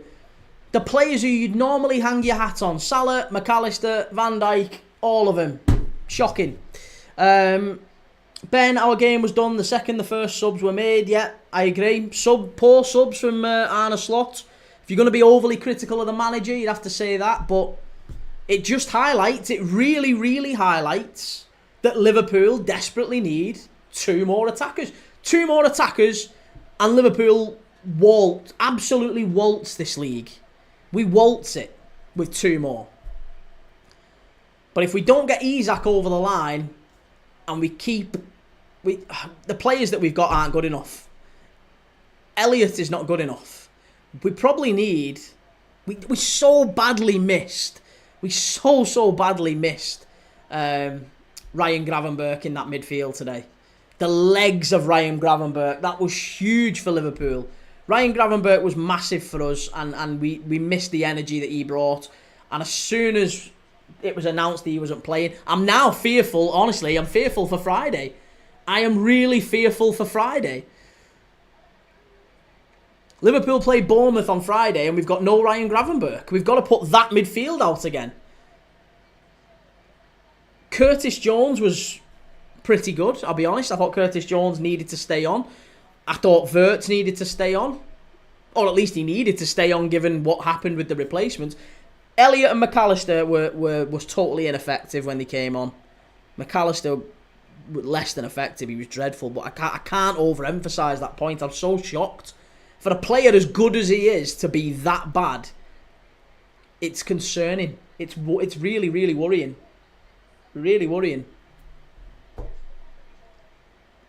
I wonder, because there's been rumours all summer, you know. There's been rumours all summer about Alexis McAllister and Real Madrid.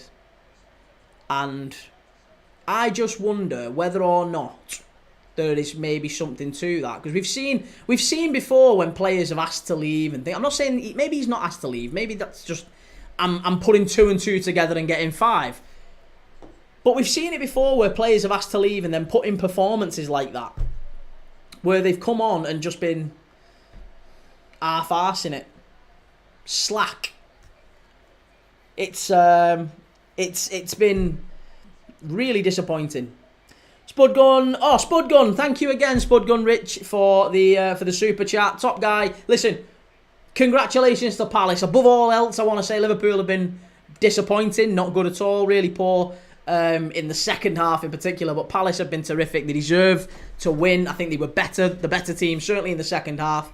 and they scored a very, very good second goal to get back in it. And yeah, Palace deserved winners.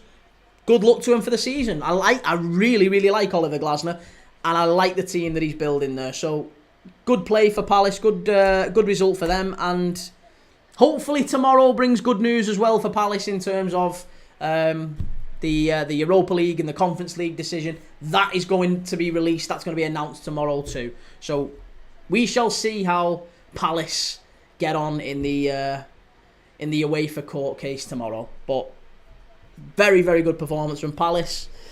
Daniel, Bournemouth have been dismantled in the transfer window. Palace are a class above. I know, mate, but if we put out that midfield again and McAllister plays like that, Bournemouth will run through us. That cameo from McAllister, I know it was only 20 minutes and people will say, oh, you're over-egging it. That was as bad as anything Casemiro's done for Man United last season. It was shocking. Absolutely shocking from McAllister. He gave the ball away every single time he touched it. He lost every single duel. I'm gobsmacked. I am gobsmacked by how bad he was when he came on. And that's why it's made me think I've gone straight to, maybe there's something going on behind the scenes with him, because I can't explain how a player that good can be that bad. It's baffling. Michael Owen says, I'm most disappointed with Salah and Van Dijk. Yeah, Salah and Van Dijk disappointing too, but yeah, it just, to me, just... Shay472, I was thinking that as well. McAllister didn't look bothered. He didn't, did he? He came on, he strolled around the fucking pitch for 20 minutes, passed it to always to a Palace shirt. It was absolutely disgusting. A couple of times he just smashed the ball into the air. Yeah. It's really, it has worried me to the extent that it wouldn't be surprising if before the end of this window we saw something. And do you know what? If it does happen, we'll remember this game, won't we? We'll remember this moment where we all talked about it and said, McAllister, might be something in that. McAllister to Madrid. There's been little rumours, little murmurs that maybe he wants to move on or whatever. I don't know. Maybe it's not. Maybe it's not. Maybe there is something to it. I hope it is. Max Morstedt said, should McAllister move on to Hoffenheim? Listen, I don't think you'd want him at Hoffenheim if he's putting in performances like that. Daniel, you've just got to hope players didn't take it seriously. It's infuriating, the performance rather than the result. I don't actually mind that we've lost the Community Shield because, I do mind. That sounds like bitter. Of course I mind. I don't want us to lose the Community Shield. Of course I wanted to win it, and I thought at half time we were waltzing to it, to be honest. But I'm really, it's affected me, the performance. The second half performance, and particularly the performance of three of our very key outfield players, as it shook me a little bit, that.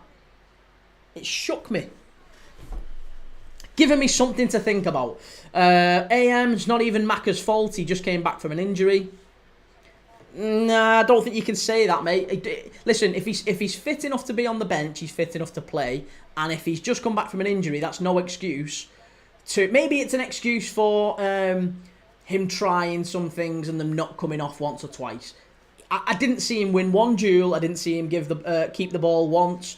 He did nothing. He did nothing of note in that game that was positive. Every single bit of it, he was dreadful.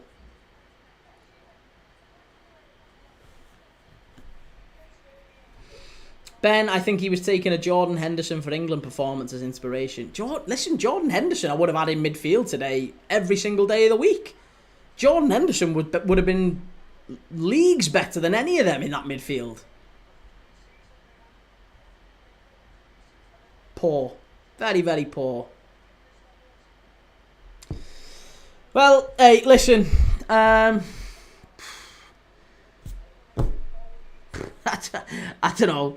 I don't know what else to say. Liverpool end has emptied. Liverpool players are just going up and getting their medals, their losers' medals. Young lad, very disappointed with his dad. Sad. Very sad. But hey, good luck to Palace for the season. Emiliano! Guten Tag, Emiliano. How's it going? I'm at Dortmund Stadium right now. The Westfalen Stadium. B-Wizzle, you sound like Simon Wilson. I don't sound like Simon Wilson. I've had people say I look like Simon Wilson. I don't sound like him. He's Welsh. He's Welsh for a start. I certainly don't sound like him. Nowhere sound like him. Joe, been beat at Wembley twice by the smaller clubs. It's true. It's true, I know. Why does Isak want to come? Maybe this will change Isak's opinion. Isak's currently phoning Eddie Howe and saying, Eddie, will you have me back? Eddie, please take me back.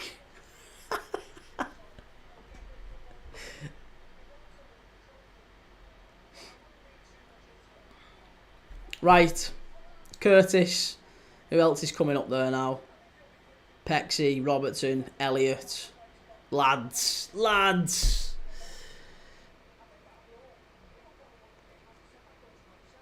Wallwork says if I was Isak, I'd do a U-turn. Get your medals, lads, and throw him. Launch him. Finners Matty, I'm not worried at all. I still think we'll win the Prem. Listen, I do. I still think we'll win the Prem, of course. I still think we'll win the Prem. But the performances that we've put in have been very, very alarming. I don't know if you necessarily look at it and take much from it. Be interesting to see what Arne Slot says off the back of this. I wonder what he takes from this, if anything. Maybe does he make any comments about the players, about the performance? What do we think? Ben, are you doing the Leicester-Sheffield Wednesday game? It's already on that, isn't it? It's not already live. Sheffield Wednesday were 1-0 up. Max, 700k a week for pensioners. Shay, I was shocked how... What's that, sorry, Shay? I was shocked how in control Palace were from about the 60th minute. They had the majority of possession. Well, it was about the 70th, wasn't it, when Liverpool's subs... Yeah, Liverpool's subs hit. Edward Key, can you answer me, please, bro? I don't know what you said, Edward. Michael, still don't know whether Palace will take part in the Europa or the Conference League. Well, we'll find out tomorrow. We'll find out tomorrow about that one. Tomorrow is when they announce what the outcome of the appeal is. Maybe Palace are in the Europa League. Maybe they're in the Conference League. We won't know until tomorrow. Finners Matty, Liverpool are rubbish at pens. First PSG and now Palace. But we've got a keeper that can save him. We're rubbish at pens. Honestly, it was like the women's penalty shootout in the Euros, that, in terms of quality. None of them could score. None of them. Salah smashing it over. Elliott missing. McAllister missing. And these are players who... Oh, it's so bad. So bad.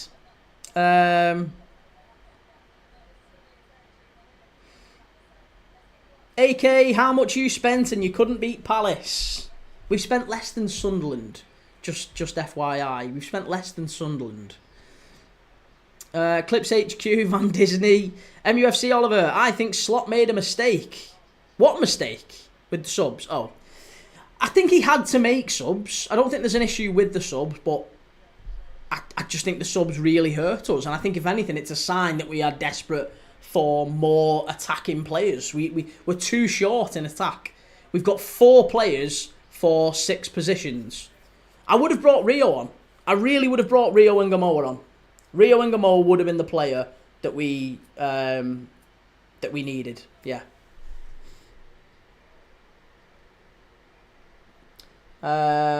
Stephen King says, well done, Spudgun Rich. Anyone got a trophy cabinet for sale? Hey, you might need one more if you get the Conference League at the end of this season. You never know, you might have one more. Edward, I asked, why do people think this is an important game? Because I mean, it is. Look at the people celebrating, mate. It's a very important game. Spudgun Rich. Oh, sorry, I misread that. Gorgonzola, Scousieri spent 350 million to lose to Palace. Hilarious. Well, nice. I mean, we'll still win the league. We spent less than Sunderland. We spent only fractionally more than Burnley, and we'll still win the league. So, could be worse. Could be United.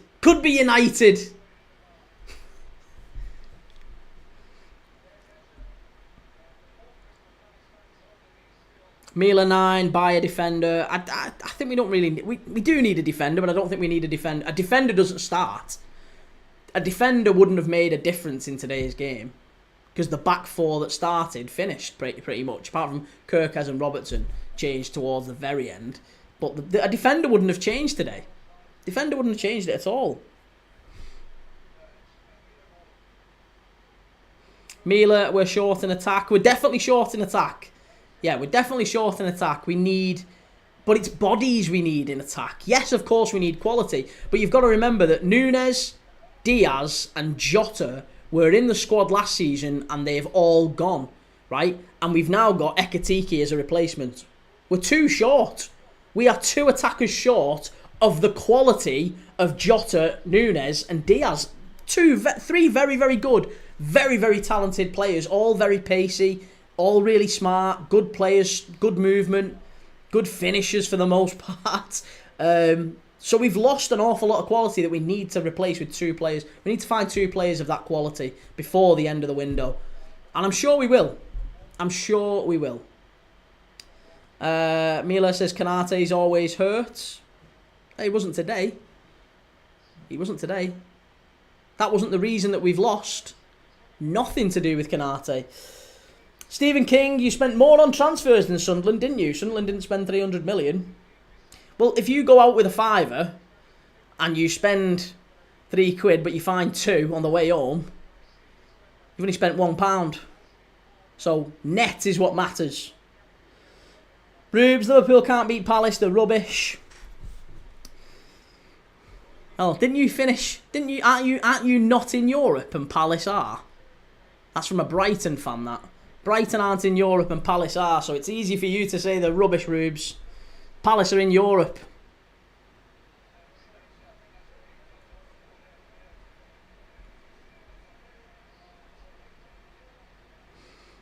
Anya, you need defensive squad depth as much as a forward. Oh, listen, we do. I'm not saying we don't need one, but it wouldn't have made a difference to today. There's Mark Gay lifting the Community Shield. He'll need to learn how to lift, that fella. He'll need to learn how to lift because he's going to be lifting plenty of trophies at Liverpool. Maybe later this season or next. But he's gonna be lifting plenty of trophies at Liverpool, Mark Gay. Well done to Palace. Well done to Palace. Lucas, do you think Virgil cost us with the pen and the positioning? I think he made a mistake with the pen. I don't think you can blame him for the second. Palace deserved the second goal. Palace deserved the second. But yeah, the first one was pretty poor. Finner's still got loads of confidence for the season. Palace's first goal for a pen. The second goal for a good goal. However, I am very worried about McAllister. I'm telling you, the thing with McAllister is... Oh, it's definitely worrying. Definitely worrying.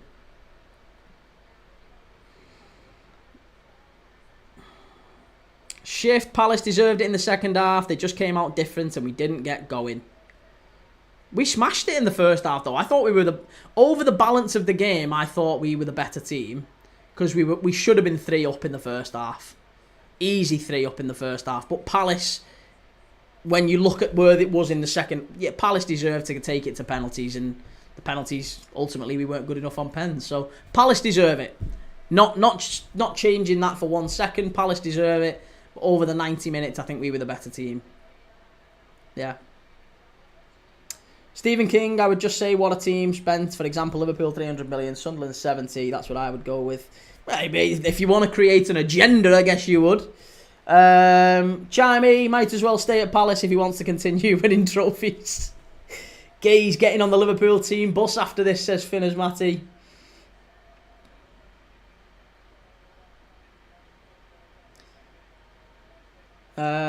LKKUE. Oh, sorry, Biz. Why did they sub off Wirtz and Hugo? They were key players. Again, because it's Friday coming up in the Premier League opener against Bournemouth, and you don't want to play your best players on a big pitch at Wembley. It's a hot day. You don't want them starting and playing the full 90 minutes. If you can, you take them off and rest them. We were 2-1 up. There was no reason why we had anything to fear. We had the game... And I'll be honest, if I'm Arne Slot, I probably do make those changes because I'm thinking to myself, I can put McAllister's maybe the best midfielder in the world. If I put him on and I put Endo on, those two lads will be able to dictate play and they'll be able to control the game from deep, and positionally they're excellent. They win a lot of their duels. But McAllister, I can't explain to you how. I genuinely believe if you'd have put me out there instead of McAllister, I'd have done as good a job. Even with how fit I am and having not played football regularly in years, I reckon I would have done as good a job as McAllister today. In that little 20-minute cameo. I could have given the ball away every time, and I could have lost every duel, no problem. He was absolutely shocking. Casemiro levels of bad from McAllister when he came on.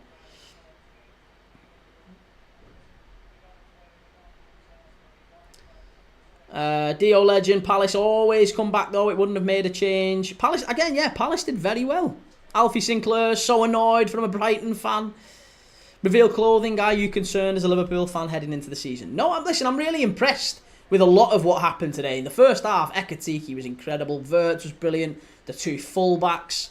I thought Alisson, above everything else, had a very good game. Konate was alright. I was happy with that. I think we missed Ryan Gravenberch in the middle. I think McAllister's all over the place. So, yeah, I'm not really worried for the season, no, because I think once you chuck Gravenberch back in, and assuming we get a replacement, assuming we get the two players that we need in attack, which I think we will, I'm not concerned at all, no. I still think we win the league, but we definitely need a couple more bodies. We have no outball.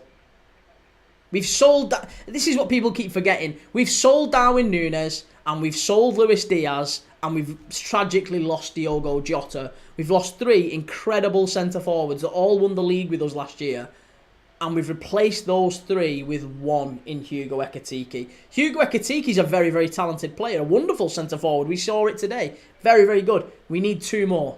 Two more like that. Two more like that.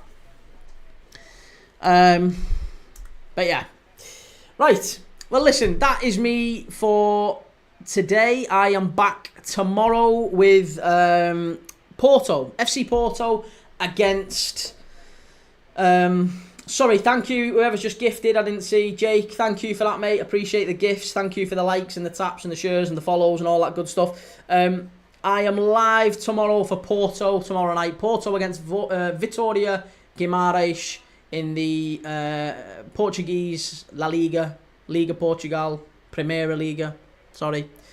And then I'm live on Wednesday for Spurs and PSG in the Super Cup final. I'm live on Tuesday and Thursday for the Champions League and the Carabao Cup.